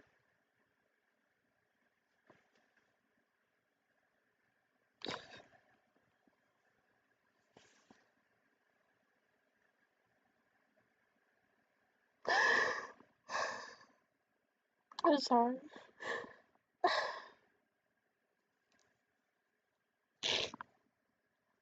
I already had this epiphany, like, earlier this week, that it's like, did I just love him because there was a chance to be loved?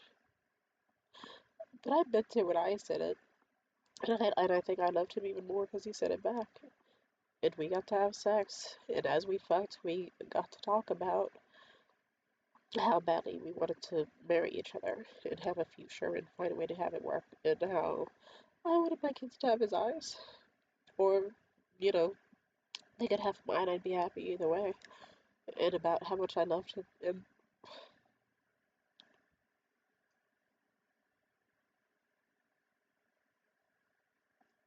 And we both seemed pretty into it, even though there were some moments during sex where I was like, am I doing too much? Am I faking this? Am I lying? Is he lying to me? Is he not as into it as I think? Is he too quiet? Am I disgusting him? Am I disturbing him? Is my sex not good? Is he realizing he doesn't actually love me like he says he does? And does he actually not see a future or anything with me? And my worst fucking nightmare, having having sex with a man and being so vulnerable and putting it all on the table, and afterwards he treats me, or even some parts during, it's like some shit he was not saying back. I remember and it hurts. I hate to admit it. Maybe my memory's failing me, but it's like, no, I don't remember him saying certain things back. He said certain things at the beginning, but once the dick actually entered the vagina, he was a little bit too quiet. Maybe he was just anxious and just enjoying the moment and left speechless from some beautiful god-tier pussy and the experience of a lovely woman riding on top of him, saying that she loved him and wanted to have his kids and wanted to have a future with him and work it out. Just to see him been saying to me, maybe he was just overwhelmed and living in the moment and enjoying it and having a lovely time. But all I know is after sex, he didn't hate me. He still very much, he didn't want to lay back down in bed and just sleep and let the moment pass. No, he wanted to stay up to talk to me and eat pancakes and relax and showed me all the stuff around his apartment and we had a cute, pleasant time. It was really nice.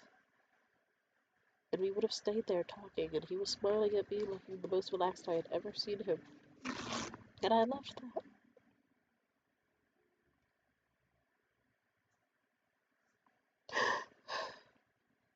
I wish it went different, but it's okay.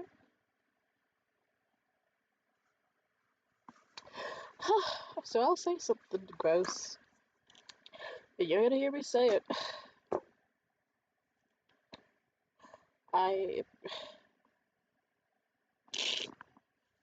This is a rare instance that you might not find with me saying this about anybody, because there's a lot of people on this planet who I've met, some who I hate but want to keep living, some who I hate but just have to picture they're dead, some where, I don't know, I swear I hate them and I swear I want them dead, but maybe if they did die, I would still grieve because even their worst moments I'd see beauty. And then there's some people who I fully want dead, like the ex who I don't say the name of. If he fucking killed himself, I wouldn't care at all. And it feels so weird, but I hate to say it, I am grateful that I met Luke Healy. Because for a brief moment in time,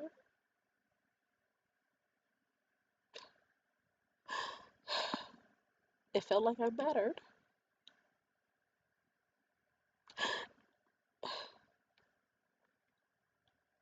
And that someone could live without me. And that I was loved. And I see why I crashed out so hard. Because I don't just have sex with everybody, it triggers very bad mental psychotic breaks for me. Especially if I feel like I'm gonna get abandoned. And,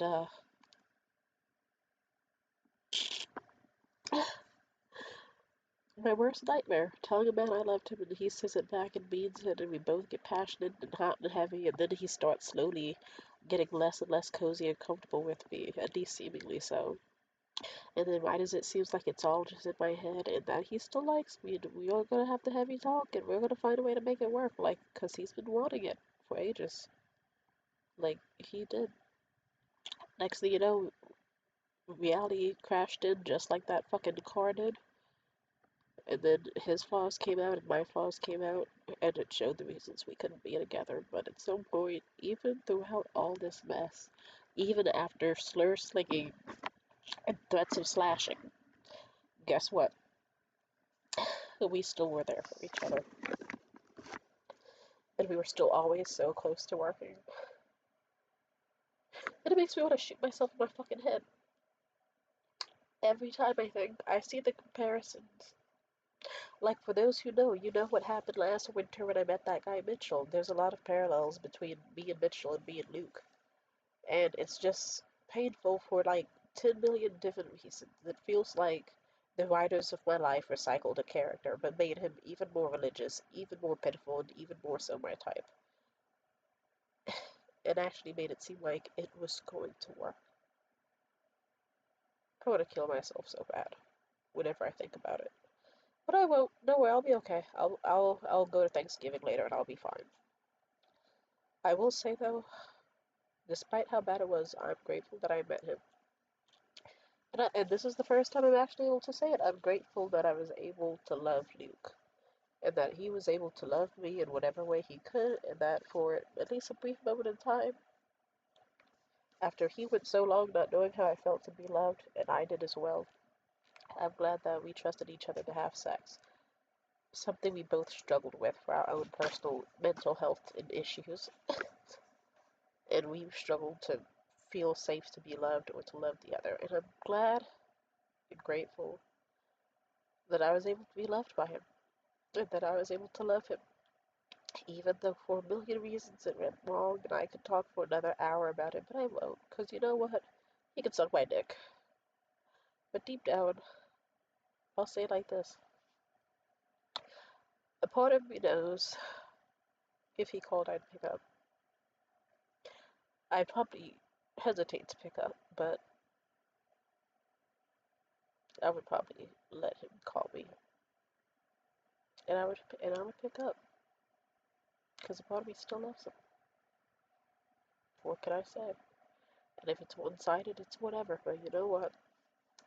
Fuck it. It's the one time in my life where I don't regret any love given. At least, if I could do certain things differently, yeah. But if I could rewind time, I don't think I'd want to not know him. One could even argue it's like, hey, but if you didn't know Luke, you would have been more mentally sane. You could have focused on your comedy room. It might have still even stayed open. Da da da da da. But you know what? Fuck it. No, I I don't have any real stance other than I'm grateful I met him, because he was the first man to love me all year. And fleeting or not, it felt really nice to be able to get raw dogged by him and look him in his eyes and kiss him and feel like he couldn't be without me. And even afterwards, it was sweet. And I really wanted to see how things work. I liked everything about him. I liked his cock inside of me. I liked his beautiful eyes. I liked his jawline, his hair, his arms, his legs. I was so happy.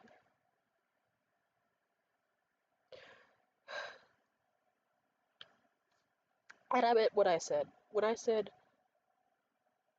I thought he was the most beautiful man in the world when I was sucking my dick on his knees, I truly meant that.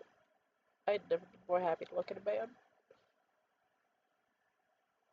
And that's how I feel. So yeah, I guess, God bless, amen. This Thanksgiving, I'm grateful that I met his weird ass, because I have to admit, I had a lot of nice moments this year. I've had moments where I've gotten expensive jewelry from men, and money,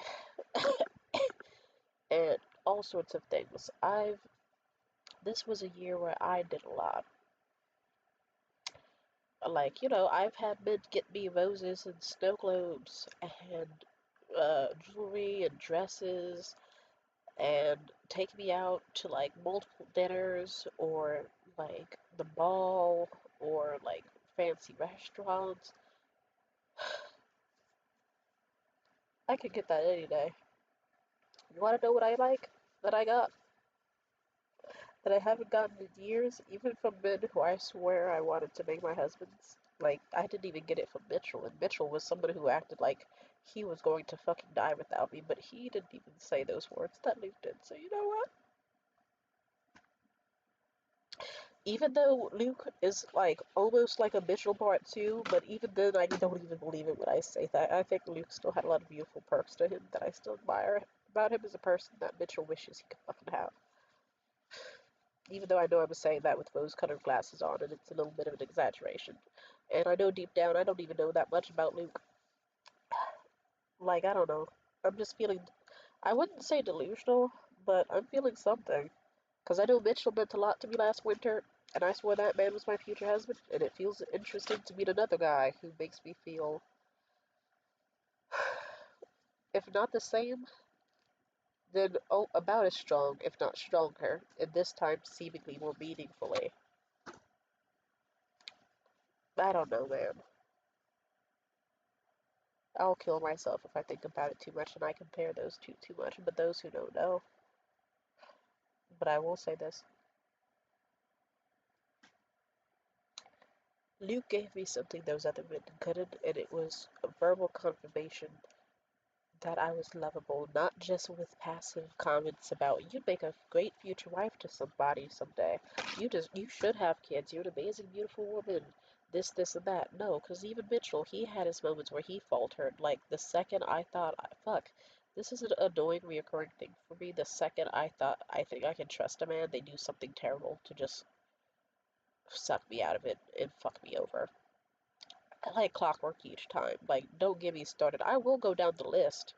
Oh my god, it's happened so many times that I could keep you here for a whole 7 hours to talk about it. But let's just say, with, who's that nigga I was thinking about?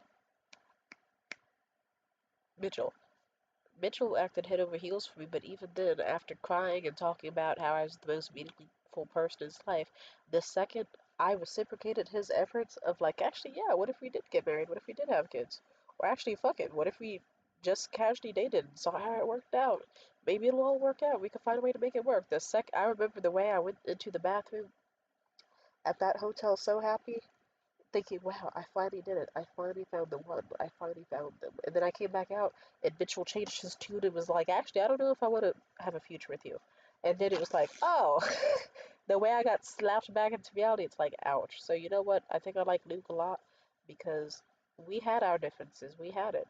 And instead of him just sitting around endlessly crying about, like, oh no, it can never be, it can never be, he was like, I want this to be so bad on some Romeo and Juliet shit, he was like, I don't give a fuck if it's logical. I don't give a fuck if it's not. I want to be a.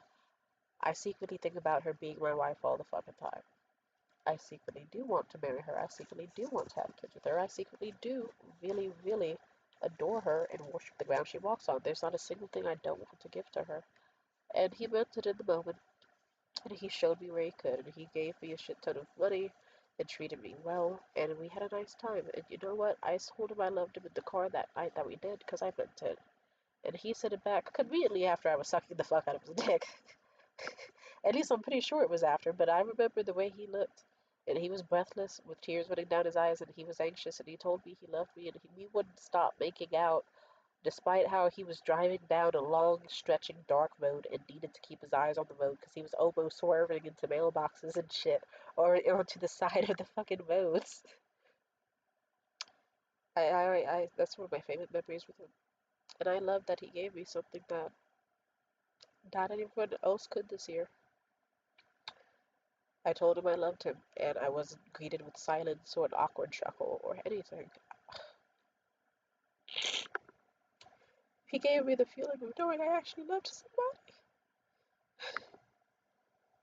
I always knew I could love somebody, but like, and I know myself as a person, it's not too hard to get me to fall in love with someone. But like, I'm gonna say it, Luke is kind of a hard person to love. I hate to say it, I hate to say it, but you know what? I loved regardless. I was like, this nigga's got a lot wrong with him, and I love him so much that I want him to grow as a person, with or without me, and find his way in life. And if he finds his way back to me, that could be amazing. But I loved him so much, and I love that he let me feel loved. I love that for a little bit of time. I like to think he meant it. I love to think that he actually meant he loved me. Because he, even in the car, before he went into his place, he was still talking so much about wanting to make things work with me. He had no reason to. I know men just say things sometimes, but you know what? For the sake of my own love and affection for him, I'll believe it. I'll believe that he loved me. I'll believe that he meant what he said about wanting a future with me and all that, this. Even though I know that directly after sex, he took it as the car crash as an omen from God to not date and not have sex and not trust anyone again. And I don't know. I don't know how to feel about that. And he ended things and he claimed he hated dating and blah blah blah. And that all hurt. I see why I crashed out so hard. No offense, I'm remembering some shit about this man. He's actually very pathetic. But as I said before a million times in the last 10 minutes, he gave me what no other man can, his heart. And he actually said, I love you.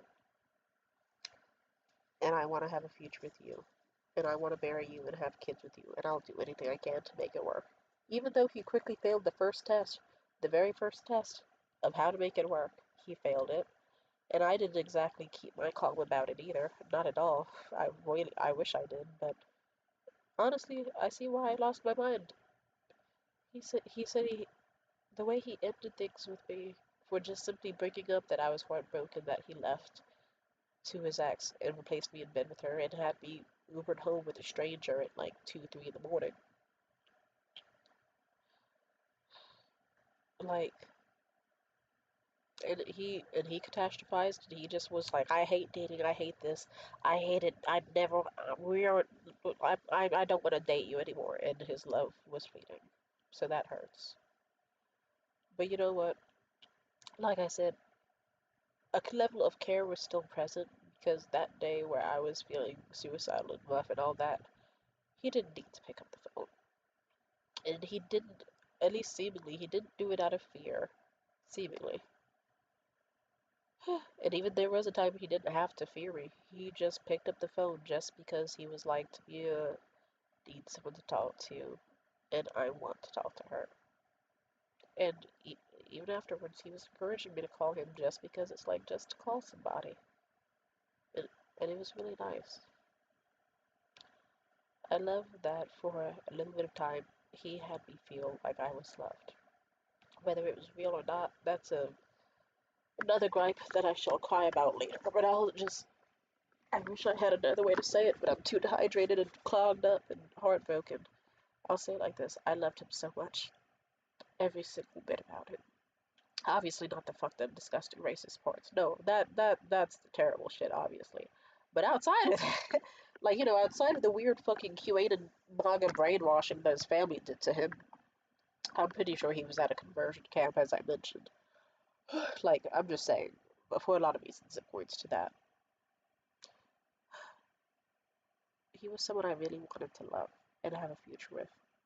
Even if not romantic, an agreement we had in the past was we would be, like, no matter what happened between us, we would be friends. And I really was looking forward to that. That's what I wanted most of all.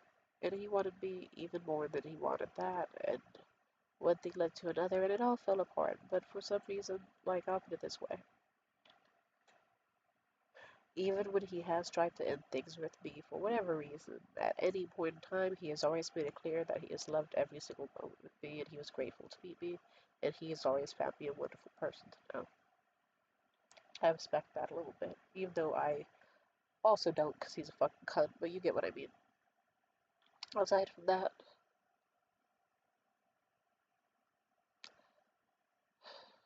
I don't know, do I want to do the train test on Luke? I'll say it like this, if Luke fell on some train tracks in front of me, I would feel my stomach turn at the idea of helping him, but I probably would rush to the steps and just grab him as fast as I could and pull him out and just hold him close because I wouldn't want him gone. I think he's got some things to do and some lessons to learn and some mindsets to unwrap. Outside of that, he could be a very lovely person.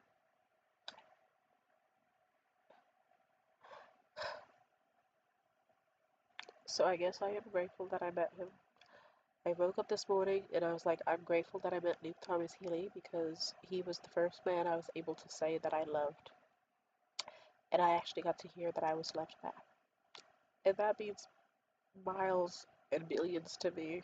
Like, JC would never say that shit. JC's the type of asshole where one second he'll say we're close as fuck as friends and we're even more than friends, and then he'll just brush me off the second things get hard for him and say that I never meant shit to him.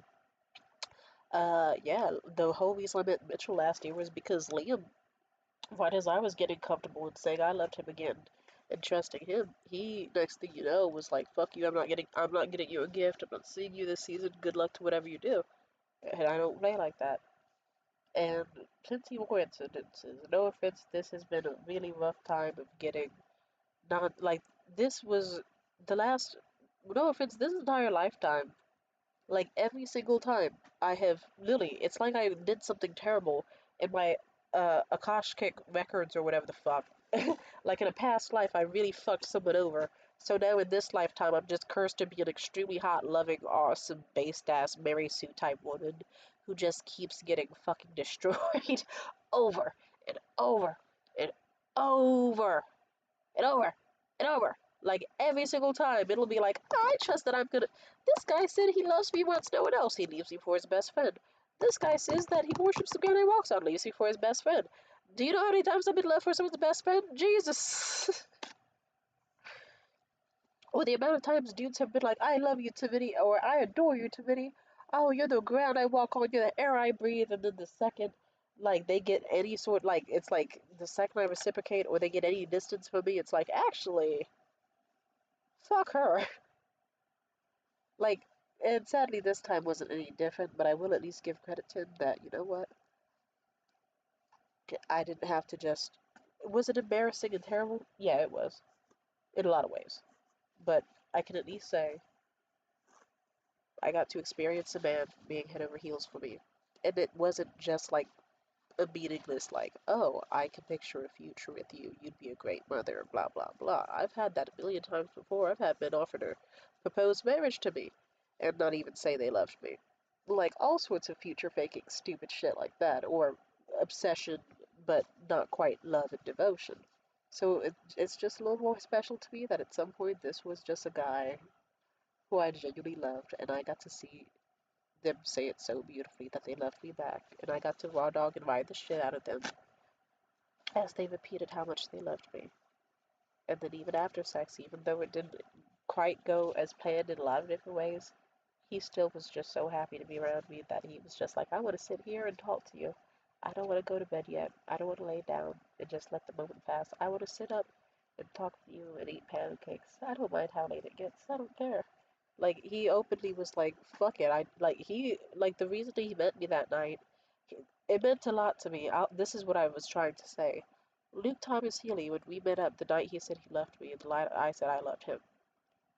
It was a specific day where he was like, "Fuck it, I'd have to take my mother to her cancer screenings tomorrow, but I might just skip it."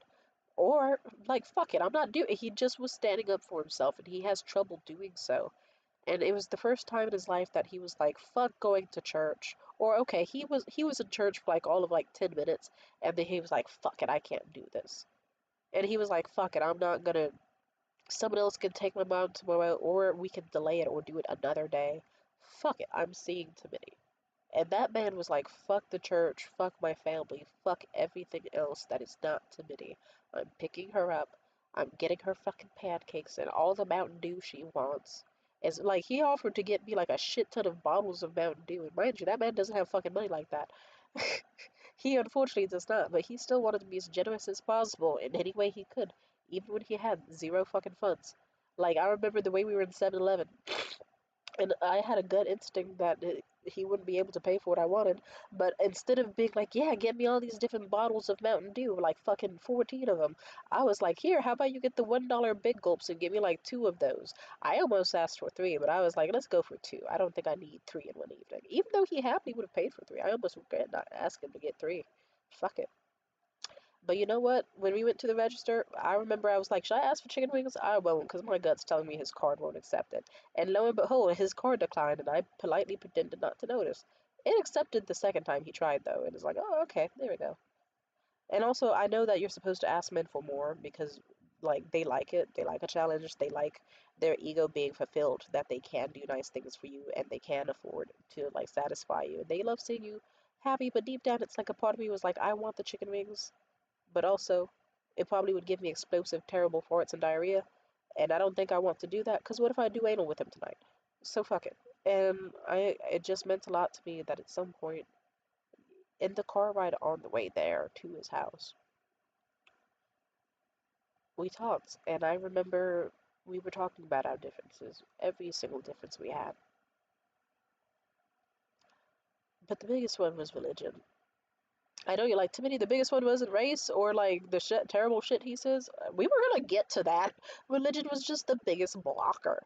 Like, I'll put it this way, imagine it's like human Tetris, where it's like you have to defeat the first layer before you get to the other layers. It's like, okay, we'll get to your fucked up opinions on Palestine eventually. For now, hey, we kind of have to break through this thick, impenetrable layer of Catholicism, and like then we can get your insecurities out the way and your inferiority complex, and then we can hit the sweet spot of like all the like the then the rest will be fucking easy to get rid of. Let's do the hard shit first. Like, it's kind of like when you have a tangle in your hair. You don't just go to the roots and just yank as hard as you can. It's going to be terrible for everyone involved. You start slowly at the ends and work your way up, and watch how easy it unravels. So yeah, I remember the specific way we were talking about his religious beliefs, and I made it clear that I accepted him truly, and that my biggest concern was that he would be a part of a belief system that would hurt him, and more. And yeah, I hate to say it, I still love him. He'll pass. I can feel it passing, and that's beautiful. I like that I can. Because, if you would have asked me, like, during my birthday month in August, if you would have before the like the shit I felt about the guy I dated before, Luke Thomas Healy, who ironically was named Lucas. I Goddamn, white boys need to choose. There's too many white boys named Lucas. Like, we get it. Your parents were Christian or lazy. Fucking Jesus. Jesus, it's like it's more common than white girls named Sarah. Get a fucking grip. Fuck you. Like white girls named Anna. Like, fuck you. But still, I was so downtrodden over the guy I met before him, who I also swore was the love of my life, my soulmate, and the guy I was gonna marry. You know what? That guy didn't even say he loved me, but he did act like he did, and other people noticed, and it was heavy and potent and insane. Men really are very good at convincing themselves they love me in a short time period. I'm kind of like Tomie from Genji Ito, and it's fucking annoying. It's like, god damn, give me a break, please, fucking Jesus, just come on now. I should stop making suicide jokes, or else I'll start actually non-stop thinking about suicide. Sorry about that, to be. It's okay. But I will say this: the guy I knew before him had me so fucked up that it's like every day was just endless fetal position, endless crying, shit ton of alcohol and energy drinks just to pretend I didn't know him, and then like laying down with the teddy bear he bought me and pretending that it was our fucking kid or whatever, as if we had a kid. It's like, to me, that was a guy you knew for like a month. Like a month, maybe two, but closer to just like a singular month. But it was an amazing month, and I still value what Lucas, the guy before Luke Thomas Healy, was to me, and it was beautiful. And I see why I absolutely thought I would marry that man, or why he would be a potential love to my life. But you know what? Even that guy I got over. Things passed. Some days you think that it's gonna be the 6'6" guy with a dick like a motherfucking battering ram, huge fucking muscles, cute tattoos, and all that. Sometimes you're like, wow, this is gonna be the guy for me. This is gonna, like, look at him. He's strong, he's capable, he shows up at my comedy shows and my events. We talk almost every second of the day. He'll buy me whatever he wants, and he always can talk to me freely. And he looks at me so lovingly and adoringly that people have to come up and let us know how amazing we are as a couple, or when we separated, how amazing we would be as a couple. And like, people were literally demanding we get back together. But guess what? Now I don't even really think about that nigga. And then guess what? I moved on, and eventually I met this little cute twink white boy who somehow has managed to snatch my soul and impressiveness in a million different ways and made it very, very sweet for me. And I still don't know how he did it, but he did. And by all means, it shouldn't have worked. Like, trust me, this was an interesting year where I'm just like, I guess for the longest time, I was like, Lucas did so much more for me. He took me shopping. We went out on romantic dates. He got me a fucking teddy bear. We had talked endlessly. He had a huge dick. He was so fine. We were able to joke as if we were best friends for life or soulmates or some shit. Why has this new weird little pale twink who's like a fucking fascist loser and a total asshole, like, or no, not an asshole to me, but an asshole in general. He's just lame. Why has this guy snatched my soul? And I recently was like, because remember how Lucas did all that for you but still tried to act like you weren't shit and tried to neg you and allude that you were only an 8 out of 10, and how he's met 9 out of 10s who were hotter than you, and how elusive waitresses that couldn't speak English in Thailand were women he would sooner like envision a future with before you, the girl he was talking to all the time, fucking raw and seeing for a month straight. Yeah, like fuck that. Fuck him. It's like, okay, so I've been seeing you for a month straight and we've been doing all this and all that, and you've been really, you've showed up to every event I invite you to just to spend time with me. All these talks, all these calls, all that. And I'm grateful for the beautiful experience it was, but what the fuck do you mean? You're gonna sit here and still try to act like I'm not shit and that you don't picture a future with me and that you don't picture kids with me and all that. And I thought to myself, whether this is him repressing his emotions and he actually does picture that shit for me and his ego's just getting in the way of letting him confess it, or, or if he truly means it, I thought I just couldn't handle it. And I know, I've seen it a million times before and I've met, sorry, I'm shaking, I think I'm really cold. But I've met men. Hell, my buddy Davis, he like with his white girl named Anna, ironically, he convinced himself that that bitch was never like he convinced himself that she was so lame and not his type and all that, and it took like months for him to actually admit to me and other people like, okay, shit. You know how I said Anna was a flat titty, like box built, Pop Tart shaped white bitch who was so bland and boring and basic, who I would never envision a future with? It turns out, no, despite her not being my type in the slightest, she's actually who I want to actually do anything for. I would kill for her, die for her, rob for her. I'm obsessed with her and I love her and I want to adopt her 2 kids as mine. And I don't know, like I think Lucas was doing that, and a part of me regrets not trying to coax that out of Lucas. But I don't know, he had a lot of flaws, and deep down, I don't think I could have gotten over some of his low self-esteem and ego issues. And I don't really want to try to make things work with a man who's trying to neg me by saying a woman who can't even speak 2 words of English to him in another country and was only able to speak through like customer service politeness and like yes like random ass head nods and bowing. It's like, yeah, of course you're gonna find her wifeable, but nigga, you're acting like I'm not wifeable. Okay, fuck you. So fuck it, Luke got what he fucking deserved. He's a lame ass bitch. And I see why Lucas, I see why I like Luke, because Luke was just off the bat like, fuck it, I adore this girl, handing me his card and being like, get whatever you want.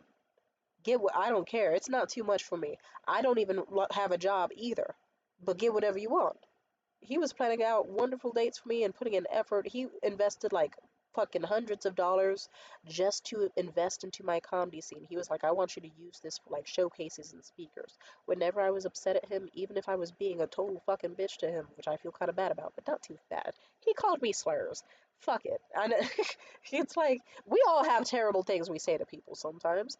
But even then, like, I'm just saying, sometimes I'd get a little hot-headed or upset and stressed, and he would be like, fuck it, I just Venmoed you money so that you could get some ice cream because I hope you are okay, and I want you to be safe and cool. And he let me talk, and I don't know. Like, sometimes I look back on things and I'm like, hey, he should have asked more about me. He should have done this, he should have done that. But he did tell me, he was like, he let me know he has an unconventional way of socializing, and that he truly did love to listen to me talk about anything I wanted, to share anything I wanted. And we opened up, and it was sweet. Moments were simple, but they were nice. And a part of me just, when I was second date, I already knew it's like, uh-oh, I really have strong feelings for this man. He's so fucking cute. I just want to protect him and love him and let him know that he could be left safely. You know, I mean that. So it meant a lot to me that it's like, for a while, we were able to love each other and just feel safe and protected and unharmed from the world. And I got to see how he was like without the suffering and the paranoia and all that for a little bit, and he got to see me blissed out and happy and relaxed, and it was nice. And I'm grateful that I met him, and he gave me what no other man could give me this year. It wasn't just something you could buy. It wasn't just any look you could give. It was him tangibly saying, I love you. And he didn't say it just once, he said it multiple times while kissing me, while loving me, while embracing me, while fucking me. He loved me. And he admitted to me he would let me do almost anything I wanted to him because he liked me so much. He said on the second date he listed out how there wasn't a single thing he wouldn't do for me. And he continued that streak. And although he didn't hold up his word and he totally fucked it up in a million different ways, it still meant a lot to me that even when we fucked up each other's lives for a bit, he was there to answer when I called, just so I could vent. And he still really, really wanted to make things work with me in the end. Maybe not romantically, maybe just from lust. But you know what? It was still kind of cute, and I kind of like having that power over him, where it's like no matter what, he still thinks about me every day. Maybe it's just the blowjobs, maybe it's the way I piss him off, anything, but hey, fuck it. A man who I loved thinks about me every day still. God bless me, man. At least that's what I'll say for now. And then as for me, I feel him slipping in and out of my thoughts less frequently. And right as I start getting comfortable and he's out of my thoughts, he finds a way to slip back in. Like conversations like last night. Like last night, I did a great job not thinking about him until sun, or mostly. I was suffering most of the day. It's why I got drunk. But like at nighttime, I was having fun, and next thing you know, I talked to Lucas, the Grieving guy. A lot of white dudes named Luke. I'm sorry. And that brought it up for me, and it made me think, shit, maybe I, despite how so much about him could be seen as despicable, we could just say he's a lovesick, love-bombing, fucking lustful loser who got his hopes up too quick, and I could point out all his flaws and rate everything lame about him for hours, but a part of me, it's like, I don't think he's that lame. I think he's sad. And a part of me, I still care. Amen. And I don't think he'll pick up when I call, but I'll pick up when he does. Even if not, like, even if I didn't love him, and even if, like, if a lot of time passed, I think I would pick up just to see what happens. Because sometimes, it's like we said, sometimes you don't want someone dead, you just want them far away. All good things take time, and not every bad thing is a deal breaker. It's like what Lucas the Grieving once said. He told me he doesn't think I'm a bad person, and he can't picture me being toxic. But some people will know you're toxic, and it doesn't mean you're a bad person. Because everyone's got their flaws. Some things can be forgiven. Some things you can grow out of. Some things are a part of you, and others are okay with that. And I'm grateful to have been loved. And I'm grateful to have met him. God bless Neighbor. And I'm grateful to have the memories because I don't think I would like them to leave my life. And I'm grateful for the people that stay. And I'm grateful that not even every chance that someone leaves your life probably won't be your last time seeing them. Whether it's out of lust, or genuine care and friendship, or whatever reasons, life has a way of surprising you.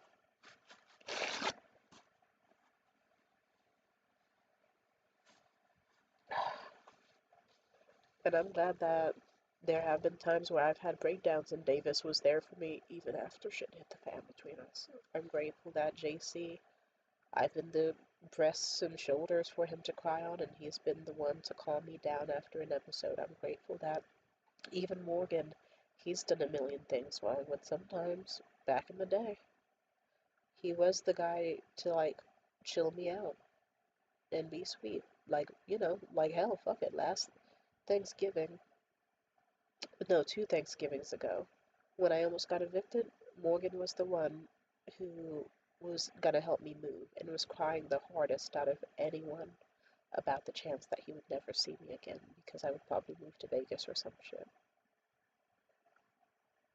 And I find it all so funny. You don't hate people as much as you think, and sometimes it just doesn't come into your system. It's always interesting how that works. But yeah, I guess there's beauty in even the darkest of situations, and life finds a way. Like, fuck it. Our ancestors probably had even worse fucked up marriage stories than some of us, or even odder friendships. So sometimes when I'm like, oh, what an odd friendship I have, or an allyship or acquaintance I have, sometimes I remind myself it's like the way that my grandma met my grandfather is that he was some creepy ass weirdo who was looking up her dress when she was like standing in a robe on her balcony. And he was looking up her robe to look at her vagina. Like a fucking weirdo. That's so weird and gross and creepy. But you know what? They had a long marriage from it. Was it healthy? Fuck no. But you know what? Even all the way leading up to when he died, guess what? Even after they separated and she had to escape from him and all this stuff, she still called him every week. Or yeah, even sometimes multiple times a week, just to be like, hello, how are you doing today? Tell me about your life. Tell me about the good. Tell me about the bad. And I hope you know that I still care for you. Amen. And she loved him. And sometimes it's okay to just be the one who loves. Because, sometimes it's not terrible to love and to lose. Because sometimes you're just happy to have loved it all and you're grateful for what happened.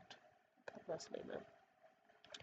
I was never truly mad about him picking up his ex and helping her out. By the way, I was just mad about him abandoning me at such a vulnerable point when he knew how rough it would be for me. Or he didn't know how rough it would be, but it's like, it would have been rough even if I didn't have an extreme lifelong trauma around it, you know? Anyway, but you get it. And I guess, let's see, how am I feeling? Although, I will say this, I think my grandmother probably should have stopped loving my granddad a long time ago, because then she found out, like, last year, or this year, was it, that he had a secret other family. Yeah.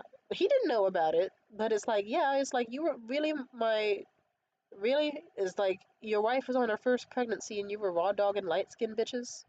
Like, no condom, bareback, busted inside of them? That's disgusting. Asshole.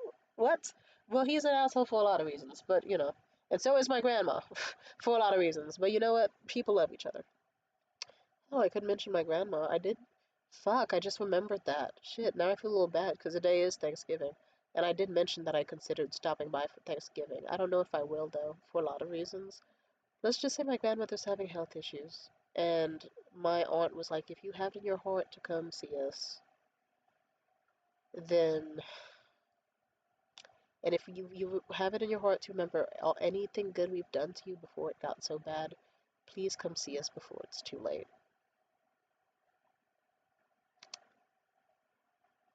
And this is the part where I feel like an asshole, because it's like, bitch, you've been crying about how deeply you care about this one fucking asshole white supremacist who doesn't give a shit about you. And then when it comes to your own fucking grandmother, you're just like, ah. Anyway, I'm gonna go to my friend's giving today, which reminds me, it's about time I should probably start getting ready to go for that. How do I smell? Actually, still really good. I forgot. Yeah, I'm so moisturized, and I smell like brown sugar and honey and lemon. Ooh, sorry. Jesus, where'd the lemon come from? I did not put any lemon products on my body. Oh wait, no, that's not lemon. I gotta go shower. I'm exaggerating. I'm kidding. I smell entirely fine. Like, I'm entirely fine. Even though I know you're like, there's glitter on your armpit. Shut up. That I sweat glitter. That's how bad bitches work. Sorry, you haven't been exposed to that. I don't know. And it's been a stressful enough. It's been 2 hours. Do I want to keep talking on this? I think I'm okay. I gotta start. I gotta go figure out how many bottles of wine to get so that people overlook the fact that I did not cook for Friendsgiving. And then maybe if I want to think about this more later, I can think about how I feel. Because deep down, it's like I don't want my grandmother to perish. Well, I don't care if she does or not. I hate to say it, I really don't. It's like, it's like, yeah. It's like, I'm not wishing death on her, but I have been estranged from her for 5 years, and she let me down repeatedly. And I think it hits a little differently because it's like, ma'am, I'll put it this way. It's like you enabled my mom's abuse and violence to me. You did hated everything about me. Like there's a lot. When it's kind of like, wow, you're kind of the reason my dad was not around. You did not force him to man up as he should have and then make him face any consequences and still make excuses for him. You like, wow, you fucked up in a lot of ways. Like a lot of ways. Really, like a lot of ways. But you know what? Shit happens. But I don't really. It's been 5 years and I've suffered and been through a lot by myself, so I'm not really too in a mood to, like, I'm not gonna act like we're family, because I don't see us as that. No offense, yeah, I've almost died a million fucking times since I've associated with them, and even then they were a big reason I almost did back then, like 5 years ago, so I'm content. Uh, but yeah, there's nothing to say. God bless. At most, I'll put, do I? Yeah, I don't think I want to see her. I hate to admit it. Like, and I feel bad about that because, mind you, I cried for an hour straight about a white supremacist. But to be fair, it's like, okay, well, the difference is, like, my grandmother's a fucking transphobic, homophobic, religious, fucking Quran thumping bitch. Pardon my language. Sorry to say that about her, but she knows she's a bitch. She knows it. Bitch runs in my family on both sides. I'm just saying. We know that about me. Why do you think I came out this way? There's a cause and effect here. God bless. I came out so pretty and so evil because everyone in my family is evil. Yeah. Uh, that actually is pretty accurate. And then as for Luke Thomas Haley, it's like, all right, this is some white boy who like last year was a trans girl who was a fucking communist, and then underwent brainwashing to the point where it's like, okay, they're sober now, but now they're a capitalist, Zionist, evil, sad sack of shit. Even then, you see the cracks under the foundation where they still realize they're gay, and they may or may not be trans, or if they are, cool. If they're not, and they just had a sissification thing, and I don't know, who gives a shit? I support him. He's hot, and it's like I think he has a higher chance of redeemability versus the other one. It's like that just seems doomed. Like I saw how that went. I'm not gonna pop in and be like, "Hey, I'm a gay sex worker who fucks on white boys." And I'm not binary. It's like that's just gonna make grandma's heart give out faster. I think we should all just stay away from each other. But I hope she will be okay, and I'm not gonna think about anything because I don't need to think about anything. I have not been thought of for the past 5 years from them. So God bless and amen. Reap what you sow. But I don't wish anything bad, and let's not even talk about it. Like if she fell in some train tracks, I probably wouldn't even know who she was, but I'd fish her out and then walk away like I didn't know her, because I think honestly I never did. Or at most she'd get like a polite little side hug, and even then I'd shower for like 5 hours after it because of intense disgust and guilt. So amen. Peace out and bye. And if you're like, wow, that's very intense, you have to remember she threw me out of her house and did a bunch of terrible things to me for like 7 months when I stayed with her post estranging my mom and tried to force me to live back with that bitch. She broke me in almost every way she could back then. I have no room left in my life for her. But God bless and amen to her soul, and hope she finds the peace she's looking for from someone else. Amen. Peace out and bye.